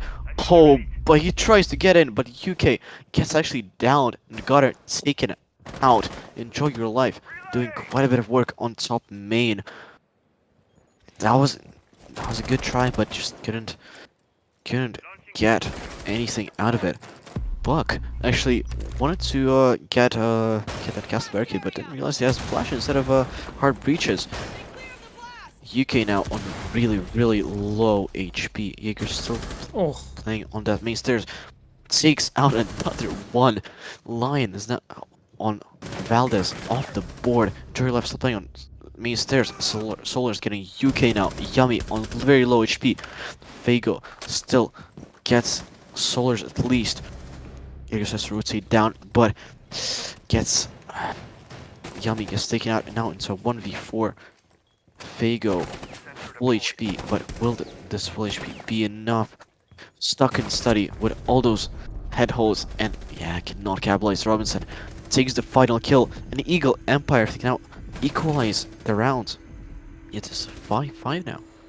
Yep, 5 each. We spoke about the timeout. It seems to have worked. That's 2 rounds in a row they've managed to get on the defense after that. What I thought was going to be a rogue pick going to living room, this time they've been able to go to Aviator, one of the more standard sites, and been able to actually hold it out perfectly well. Now, it could have went either way at the start there because that rush was stacked up, and it just so happened that Enjoy Your Life was just passing by that door enough to hear the sound cues of the people on the balcony and just turned around, downed one, and was able to get the kill onto the other. And that was perhaps the big moment that's going to change this entire setup and entire game that we're seeing in front of us. Eagle Empire now equalised everything. It's 5 each. They'll be feeling it now, and they can use that momentum to go on and potentially win that match.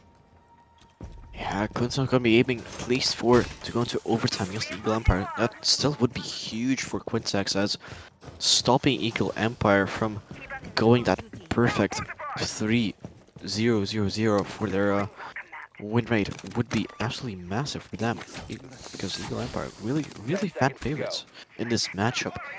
But yeah, we'll see how they will be able to attack this site now. Statuary and Trophy for Eagle Empire. That was quite a difficult site to attack, I think.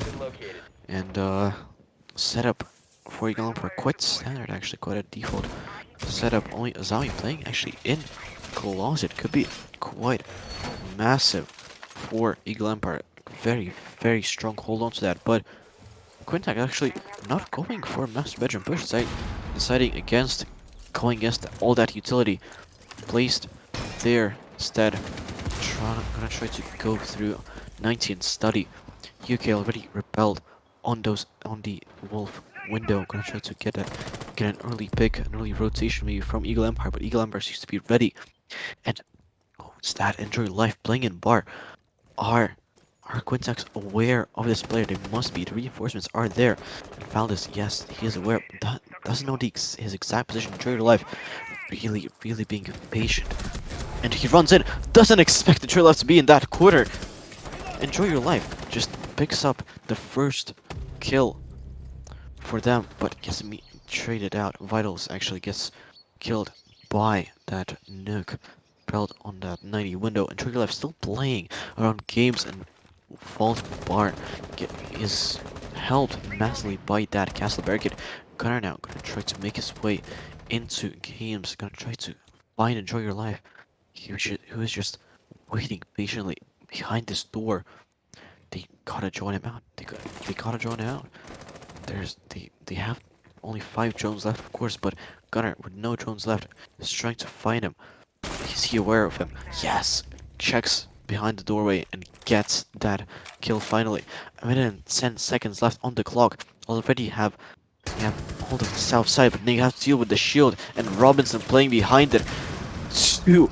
Oh, he gets Gunner for his trouble to my disc on that doorway, not allowing nades to be thrown at it, at the shield, but proceeds back to the side, allows them to take a landing, and UK takes him out, but Solars immediately treats him out. 2v2 now. Kubita getting just a little bit of damage. Yummy trying to get Solars, but Solars just proves too much for him. And now in that 1v2, Figor gonna try to push into Trophy. Greedy playing that side, tries to rotate into Astro. Oh, but yeah, Greedy just takes out Figor from Astro. Very nice cross from coming out from Eagle Empire. Really nicely played. And now they move on to a match point. Yep, what a comeback here from Eagle Empire, who looked like they've been staring down the barrel of a defeat all night. But they've now got them all the way to match point. 3 rounds flush, all the way to what could be their quite a controversial win, I think. Especially when you've got the likes of UK, who's currently sitting on 15 kills, who's been absolutely storming through the map. And the aggression that's came out of Quintex, though, it just doesn't seem to be enough. It's just not working anymore. And Eagle Empire just seem to be getting it right every single time now. Yeah, but now it's crucial for Quintex to get at least this round right. They gotta get it just right, or they'll be losing this match and not even being able to get even a consolation prize of 1 point through a defeat through overtime. Got it. They gotta win this round. I don't know what to tell you.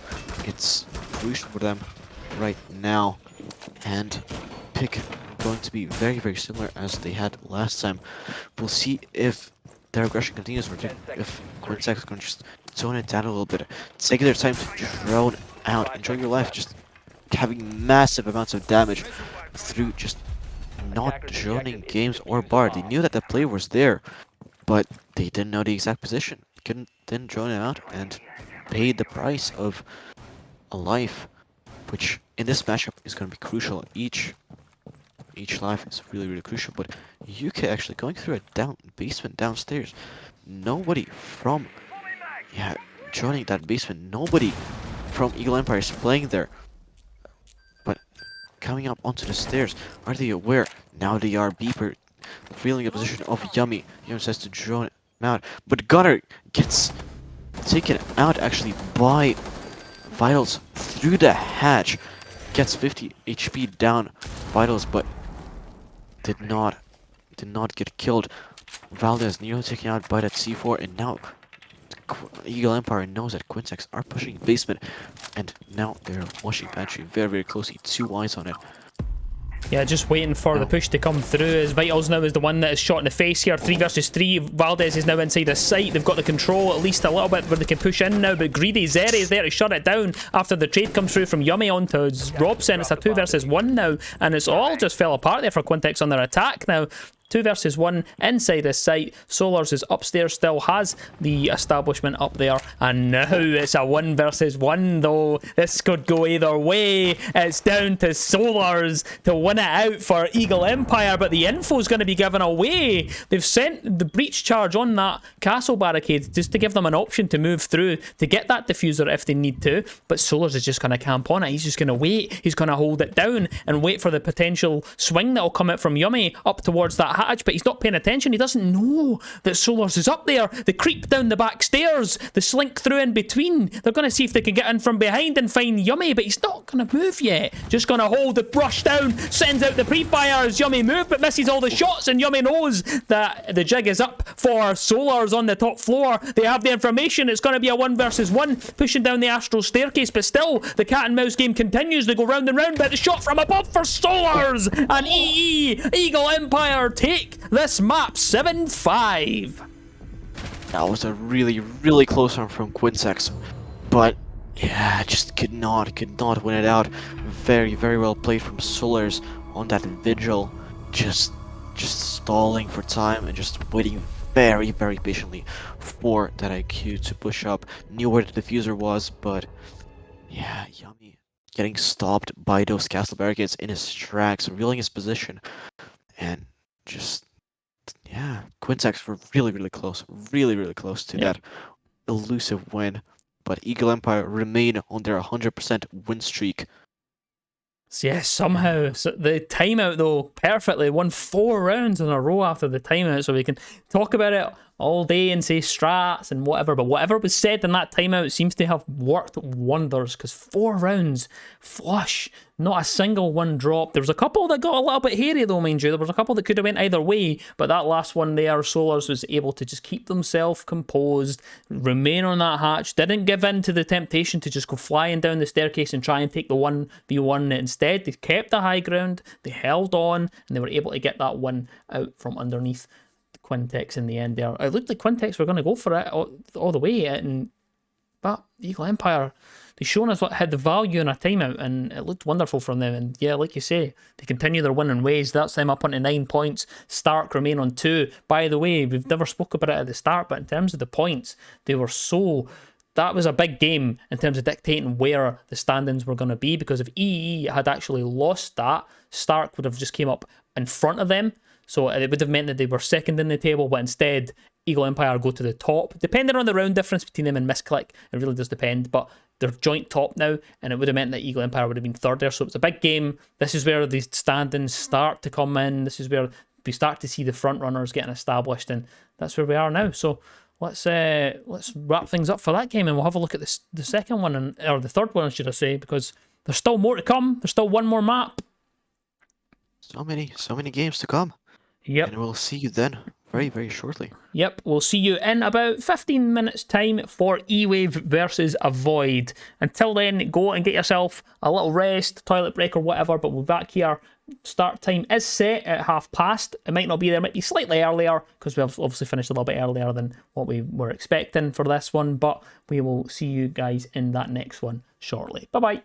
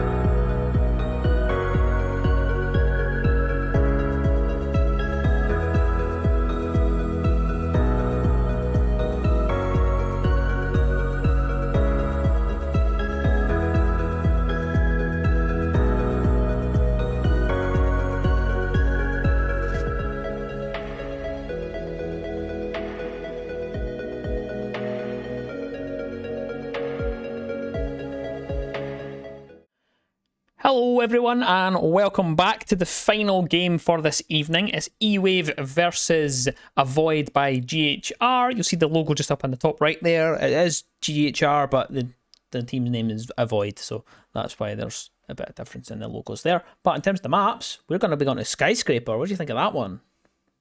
Quite interesting. We haven't seen a lot of Skyscraper. Only been played once so far this group stage. And yeah, not really much stats on it. But we have some stats on these teams themselves. And Team Avoid are not looking too good in this matchup. They're currently sitting on a 0 wins and 2 losses, not in overtime, with a -7 round differential and 0 points. Plum last in their group, looking to redeem themselves. That's gonna be difficult though, because E-Wave are sitting 4th in their groups with 3 points, 1 win and 1 loss, not overtime. So let's see if Team Wood can snatch their first victory this week, or will they need to wait? To be fair, Team Wood had to have played really difficult opponents in the form of Quintex and Eagle Empire, who are currently, I think, on the top of their group, if I'm not mistaken. But we'll see how. But we saw them play just before, so you know how they play. But yeah, we're gonna need to see if Avoid can snatch that first victory for themselves, or if they're gonna need to wait another week, maybe, for another team to show up to have a better chance at it. For the bans, we're seeing actually a nuke, which is quite common actually. This group stage, quite a common ban, but then a Thatcher ban, which is quite interesting. In attack first, at least for E-Wave. Secondly, Mira, also quite a common ban with Skyscraper. Nothing really comes to mind in terms of Mira strats, but maybe I'm just maybe on too low of a rank to know these kinds of insights. And last but not least, banning from Void in defense. What are you gonna ban? And a Solus. Yeah, that's the most banned operator in defense. What do you think of those bans, Chamber? Yeah, well, I mean, I'm not surprised to see Solus go. Solus has got a pretty high ban rate throughout it. Of course, this is our first season in comp, so they're not in any quarantine anymore, so you basically just go straight in and you just have to deal with it. If there's any issues, if they're overpowered, if they're underpowered, you just have to deal with that. So it does result in quite a high ban rate, usually if the operator has came in with a bit stronger, and Solus is quite strong, so I'm not surprised to see that that's a mainstay throughout all the ban phases that we've seen. Mira on Skyscraper is always a decent pick as well. I've not seen much of Skyscraper myself, so I'm interested to see what this is going to be, what the operators are going to be seeing, what the setups are going to look like. Like I say, and said in the last couple of games though, there won't be much on show in terms of the strats. It does depend on the team, really. It depends on whether they need to dig deep for those into the strat book to get anything to get a win out of this, but it is a best of one. You don't see as much. Generally, you end up on the more attacker-sided, fragger-sided maps, such as your banks, such as your skyscrapers, even Oregon sometimes, things like that. So that, I don't know, I feel it depends how it plays out.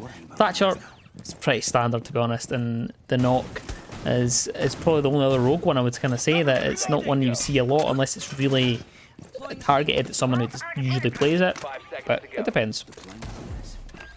I mean, for Nook, let me just pull up a stat. Yeah, she is the most banned operator in attack. Just above Forms, actually. Yeah, 38.5% ban rate this group stage. So, yeah, maybe uncommon for rank, but definitely common for this group stage we have so far.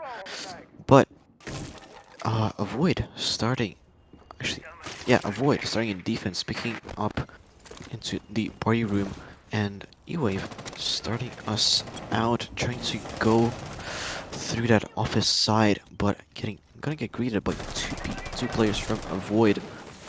Avoid definitely the underdog in this matchup, so they're gonna hope for some miracle to happen here.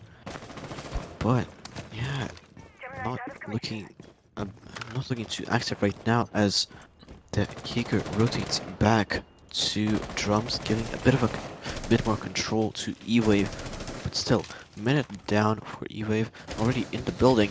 Sophia is trying to find the first pick. Nexus getting a bit of damage, but Logic gets down from Ventex, I think you call him. Yep. From that window. Yeah, gets down, but it's pretty safe, so he's gonna get picked up. 4 people playing on drums. A lot of resistance coming out from Avoid to try and stop E-Wave in the tracks, and the first kill goes in favor of E-Wave. Ventex finally takes out Nexus. Logic still on board though, and finds actually one. Gets it down to a 4v4, now a 4v3 as Ventex has another one, but kills going left and right, center, and now a 3v1. Logic left alone with 20 HP, now a 2v1.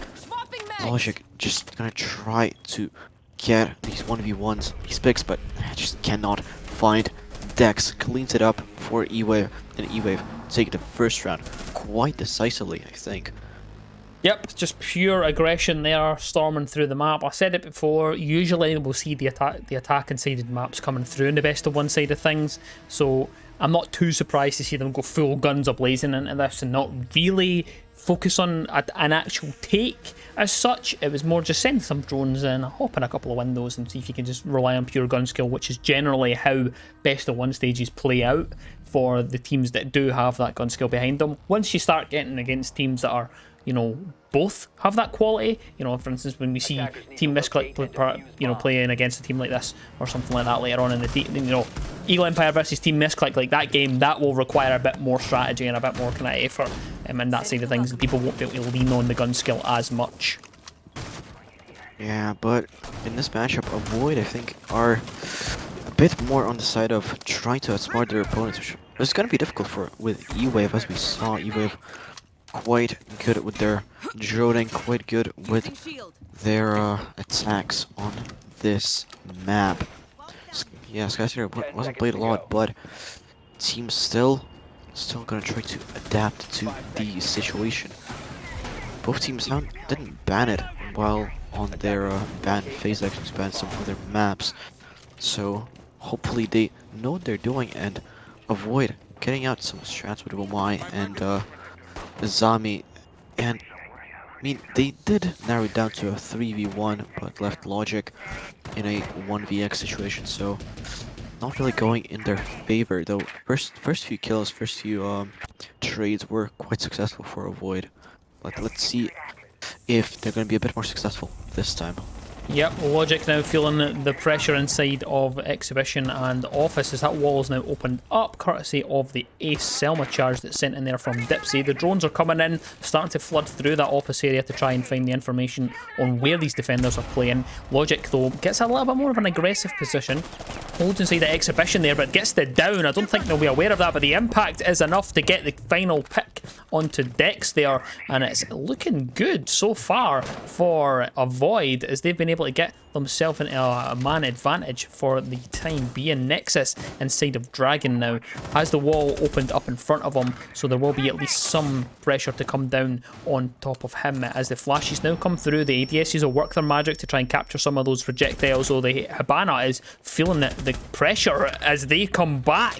It's Nexus to find Schlewu there with a headshot onto the Habana. Dipsy takes quite a bit of damage from the range shots that come through on the other side as well, but Nexus can't quite thread that needle into the Flores of Rizraz, who's just trying to pepper those shots in to try and land some damage on to the Jaeger, who's now been able to rotate out. Dipsy gets down though for their trouble and trying to face up towards Fluxwez as he's holding behind the shield. You can see the 1.5 playing the crucial role here to stop these attackers from coming in from that breach and the doorway. Still holding strong here on the left hand side, waiting for the attackers to flood in through. The drones come through, and that drone's actually going to miss Fluxwez there. They're not aware of the fact he's close on the door. Gets rid of the shield though, swings out and finds one onto Ventex, but the shot is coming through from the attacker there. The Dipsy though is actually left in a 1 versus 4 because Rizraz got himself caught in a bear trap, and now it's not looking too good for them as they're going to have to try and get that opened up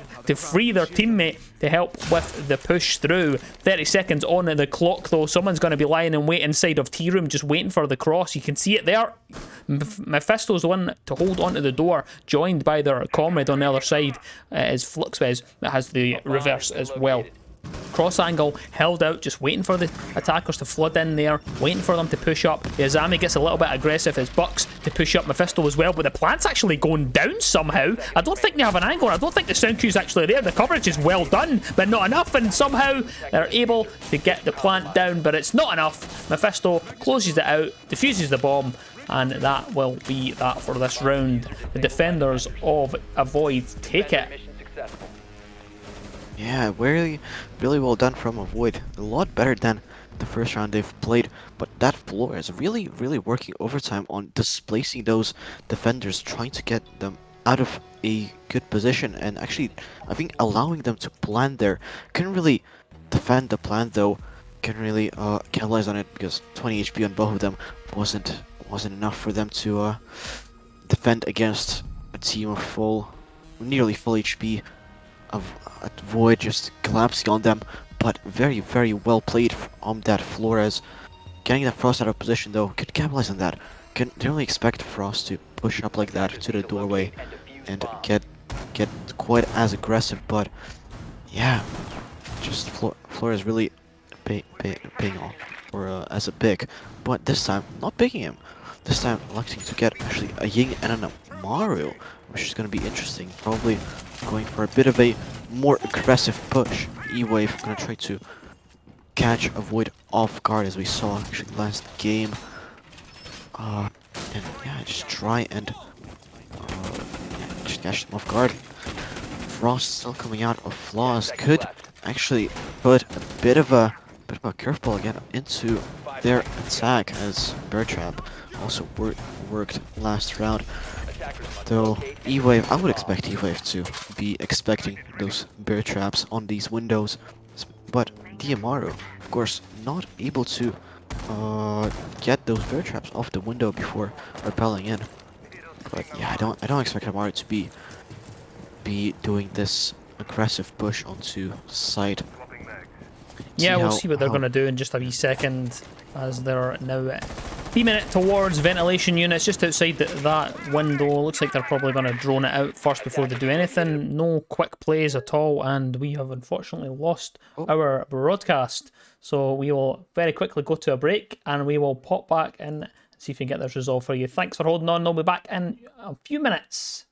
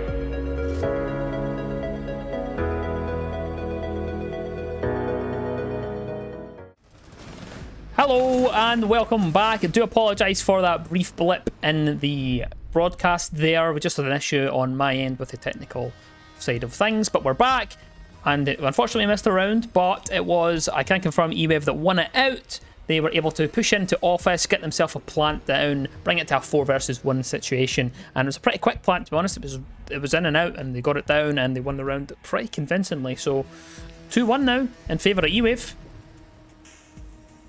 Yep, quite unfortunate that we didn't see that plant, but yeah, 2-1 to E-Wave.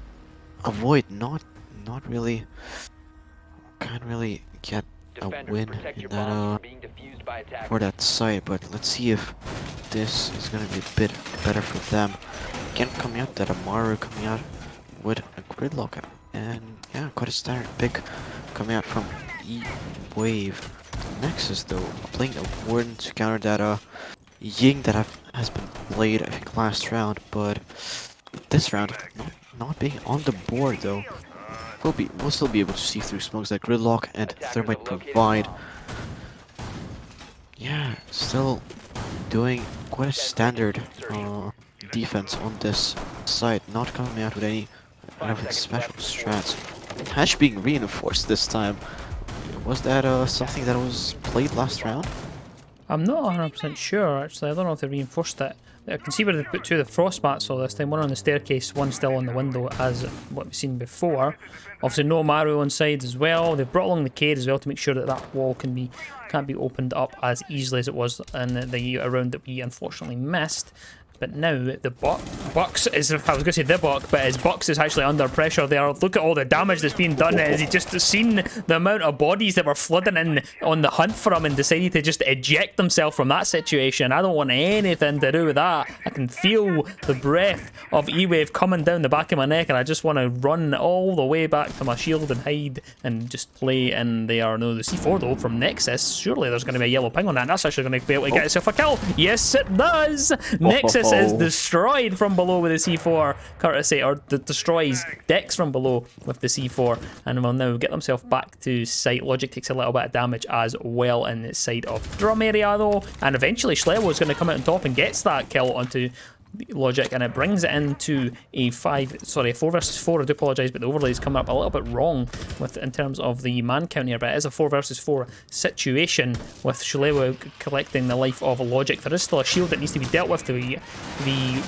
bombs will be raining in from the Zofia to get rid of it. The impacts are still in the pocket though for Bucks, so these could be used to try and get some cheeky downs. Just Pokeball that window to make sure that no one can get through there, just to try and put pressure on them, but potentially get some extra damage before they get themselves out here. But are they going to be misdrawn? No, they're not. Of course they're not. Someone's going to get the info on them, and they're going to be able to try and get this pinch down onto them, and the down will come. It's Schlebo that gets the kill, and Bucks as well is down again. Sorry, Schlebo gets the kill on Mephisto as well as getting the down onto Bucks at the same time. It's a double kill for them, and Schlebo's on a 3k now on the round. The Nexus is in a 1 versus 4 situation though. Can't find the head of the Zofia, and eventually Schlebo gets himself the 4k on the round. Attackers of E-Wave take this pretty convincingly, steamrolling through Skyscraper. Beautifully done. And a timeout requested by Avoid this time. Will this be as crucial as it was last game with these timeouts coming out? Gonna try to regroup themselves and gonna try to at least go equal on this defensive half for themselves. So far, not looking really good for Avoid, not being able to avoid the defeat against E-Wave, but it's not over yet. Maybe they'll be able to come out with something again. These times have been proven crucial in the last game. Maybe this game will be a turning point as well. It just depends how they're gonna use it, how they're gonna be, what they're gonna be discussing. Will they come out with a curveball like we saw last game? Maybe they'll go some other side other than Museum, which has proven them to be a bit of a pain for them. No, they're going karaoke this time, which to be fair, they won from the second try, of course, but they did win. But E-Wave now gonna be, I think, ready for what Avoid has for them. Will they be able to? Will Avoid be able to clutch this round? Be able to get that momentum back in their favor, or will E-Wave just steamroll them even more? Well, I'm hoping that the timeout works. I'm hoping that they're able to gather themselves a little and at least get something on the board for them, because they're staring down the barrel of potentially getting away from them at this point. The E-Wave are a good team. They are a good team at the minute. They have shown us a couple of good outings so far in the league. But you know, Avoid are currently at the bottom. They need to get some points. They're the only one in the group that haven't got a point. They have played 2 games, so hopefully they're able to get them up and running and at least try and get something out for them. Yeah, we're gonna get something. Gonna try. Gypsy swapping from 0 to a Monty. It's gonna be interesting to see what it's gonna be like. Monty didn't really see any Monty being played so far this today. I mean, Yeah. But still going for that museum take, going for the museum push. Probably something to do with countering the strat that Avoid is presenting them. And yeah, going again for the museum take, of course, being the more standard take. But I think Dex joining from below, maybe gonna be nading from below. We'll see if he's gonna be successful with that. But yeah, just setting up for, oh, not even off. It's a bit of more of a north take. Nade getting thrown from below, trying to collect them. No one being even damaged by that nade. And yeah, trying to push the torn top black stairs with that Monty. Waiting for a perfect moment to arise, and here's the perfect moment. Monty starts coming into that staircase, being heard and even maybe seen by Avoid, but coming out backstairs and how do you pronounce it? Mute, just getting down already in party room. Down but not out. Could provide him some, Avoid some very crucial information about underplaying. Oh, that was very, very close from that Frost peeking onto Dipsy on the Monty. Monty gonna try to avoid him and come into the side. Now Dex being taken off the board. Crucial pick, a 4v5 now. Monty blowing up 1v1 against Mephisto, but gets taken out by Rizraz from the party window. Shliwu gets another pick onto Nexus plant going down with that Monty. No one to deny it from below.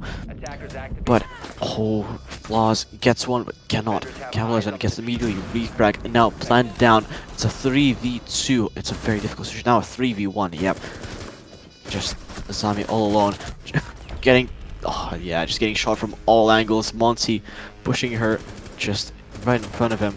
And yeah, not the timeout didn't work, I guess, for a Void. And E-Wave take a very decisive victory on round 5, going 4-1.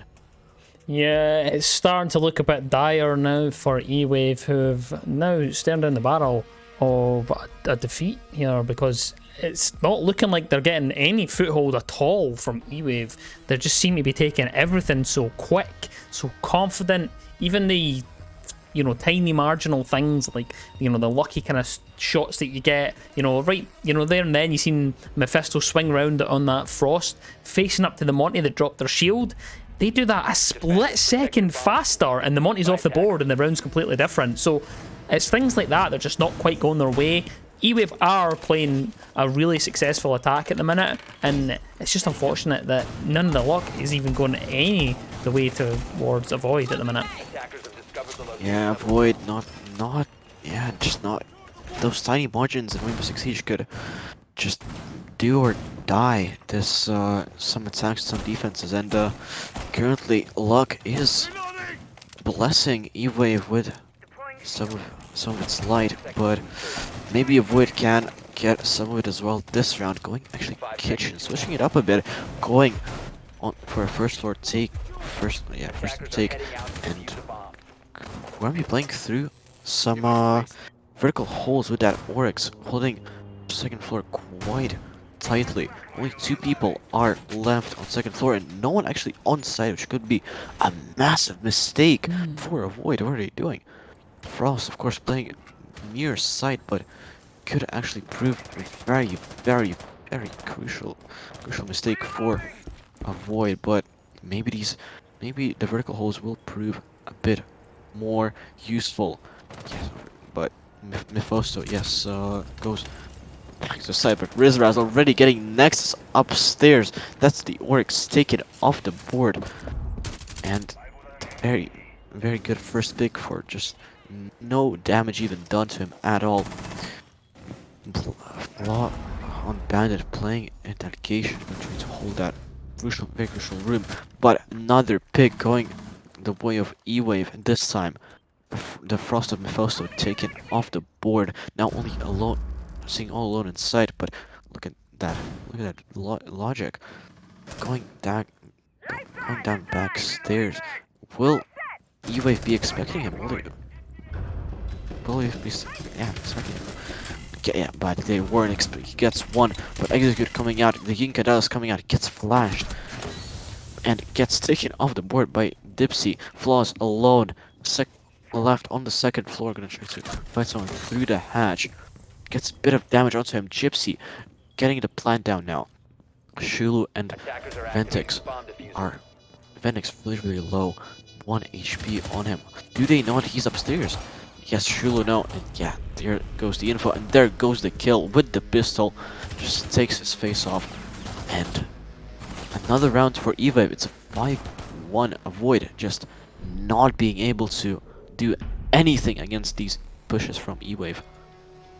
Yep, E-Wave are just successfully getting these attacks every single time in terms of the map control. They're so well prepared to get this done. Actually, we pointed out that it could have been a mistake to leave Syke so defenseless there, but they didn't even go for Syke. They actually still played in to the defense of a Void on the top floor. They still went for it, they still tried to clear it out, and they done so successfully. They didn't eventually get Geisha, but they never needed it. It looked like even on the reverse angles, we've seen Schlebu there just popping off up through that hatch there with a pistol, and it was enough though to get the win out from underneath the defense of Void.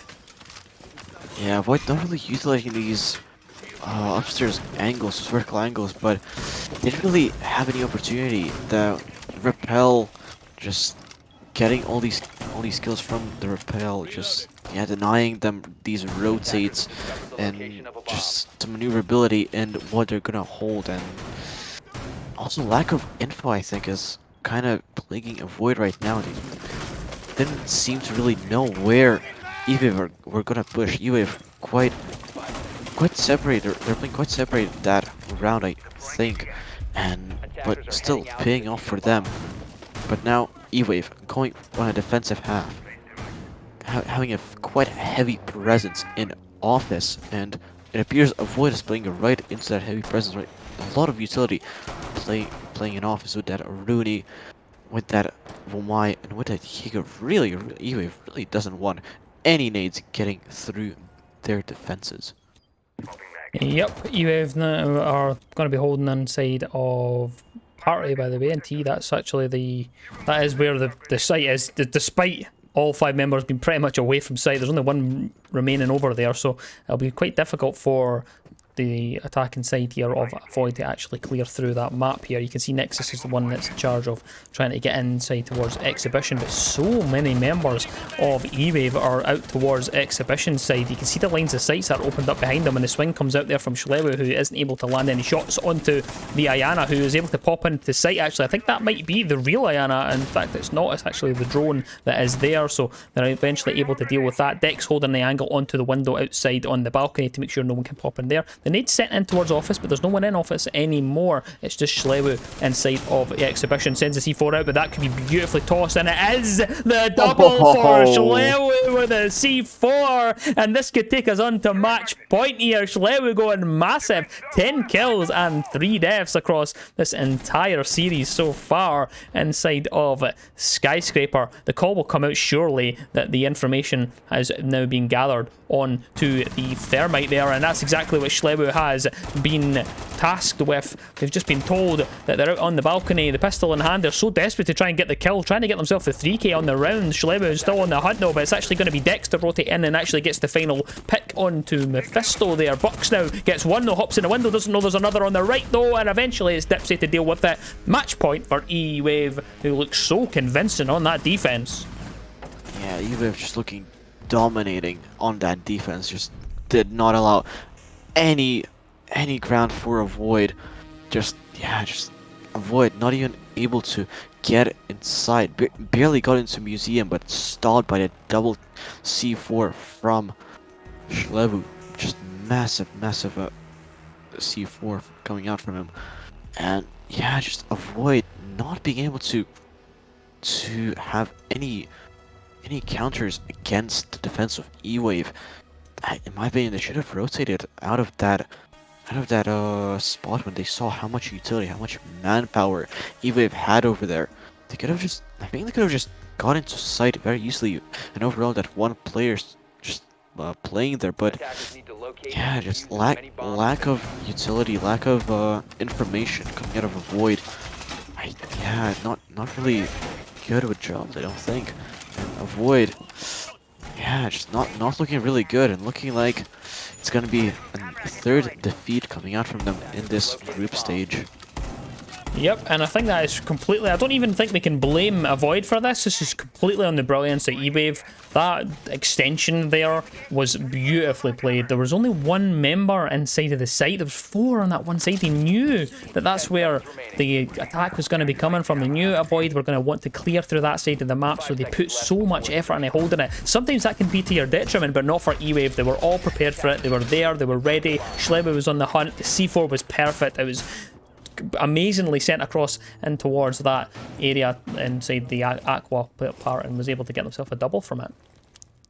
Yeah, but this time going for another time a Museum, and all 5, no, not all 5, only 4 players of a Void going for that balcony, gonna try to get those main walls with that Thermite. Playing actually Osa, which is interesting. I didn't really expect an Osa coming. How should she be played? But it's very versatile operator, I think, so she could be quite useful. Bandit tricking, and he actually tricked, I think. Yeah, he tricked one of the Thermite charges, and now Mephisto down to only 1 Thermite charge to open up this Museum wall. Bandit still And yeah, that is going to be playing it and trying to trick this wall. Have a 50-50 chance. But, oh, look at that. Verdict's playing downstairs on that Jaeger. Doing quite a bit of damage onto Flaws. Still playing on that window. Not deterred by that drone. Nades going for that bandit playing on the wall. Oh. Not finding it successful, but oh, Verdicts finds logic. Don't really know what logic was expecting from that. But traded out by Flaws. Very nicely done. Nicely taken off the board. He becomes, and now it's a 4v4 situation. Yep, Now, 4v4 at the moment as Rizraz is now rotating through and towards the dragon here. You can see behind the shield is what they're holding up. It's a pretty common shield at the moment here. They've dedicated everything to getting that wall open. They've already put one thermite down and it got tricked, but they decided to give up on that office wall. Instead, they just put it in the full focus towards the top dragon stairs instead, and that's what they've opted to open. Shalebu holding a longer angle, just waiting for someone to pop through that breach, but I don't think anyone's going to go for it. I'm unsure as to why they've decided to open that breach instead of the main one, just because it doesn't look like they're playing off of it. It looks like they've opened it and they don't really have an idea of what they want to do. Flaws is still below, trying to pop up through these vertical angles to find anyone that could be so stupid as to peek down back through them, but no one's going to take that bait. It looks as though there's still another one on that breach now. It's Nexus that goes up towards the breach, gets rid of the Aruna gate to make sure that they can push in towards this area inside of office balcony. Dex now finds Bucks though, and it's now a 4 versus 3 situation, and this looks like it could start to fall apart here. A 4 versus 1, it all just falls down, and Mephisto in a 1 versus 3, but can't do it, and Rizraz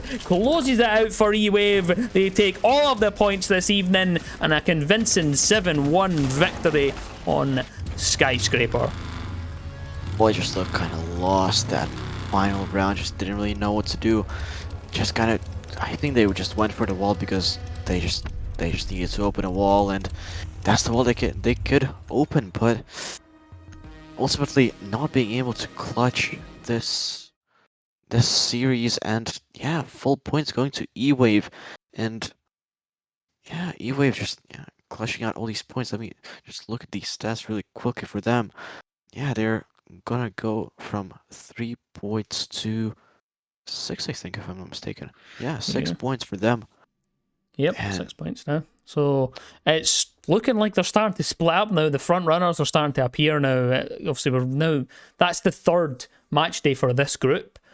So they're going to be starting to iron these out and starting to figure out which teams are going to be coming out on top and stuff like that. Because you can see we've got 7 weeks. So there's still 4 weeks to go. So there's still a full month of play days to go. So I could be talking absolutely rubbish. We might see completely different teams. But it's usually at this point you start to see the front runners. You start to see who's going to be the ones that come out on top. And remember, it is the top 4 teams that go through to the playoffs. So as it stands, you've got Eagle Empire sitting there. You've got Team Misclick. You also got Quintex and Esports as well for the time being. Quintex just squeezing in there on 4 points at the minute. After E-Wave's getting himself up to 6, and Eagle Empire. Actually, Sorry, am I saying that wrong? Yeah, you're saying it right, but actually tomorrow we're gonna also have another match. Yeah, Entropy Royal, yeah.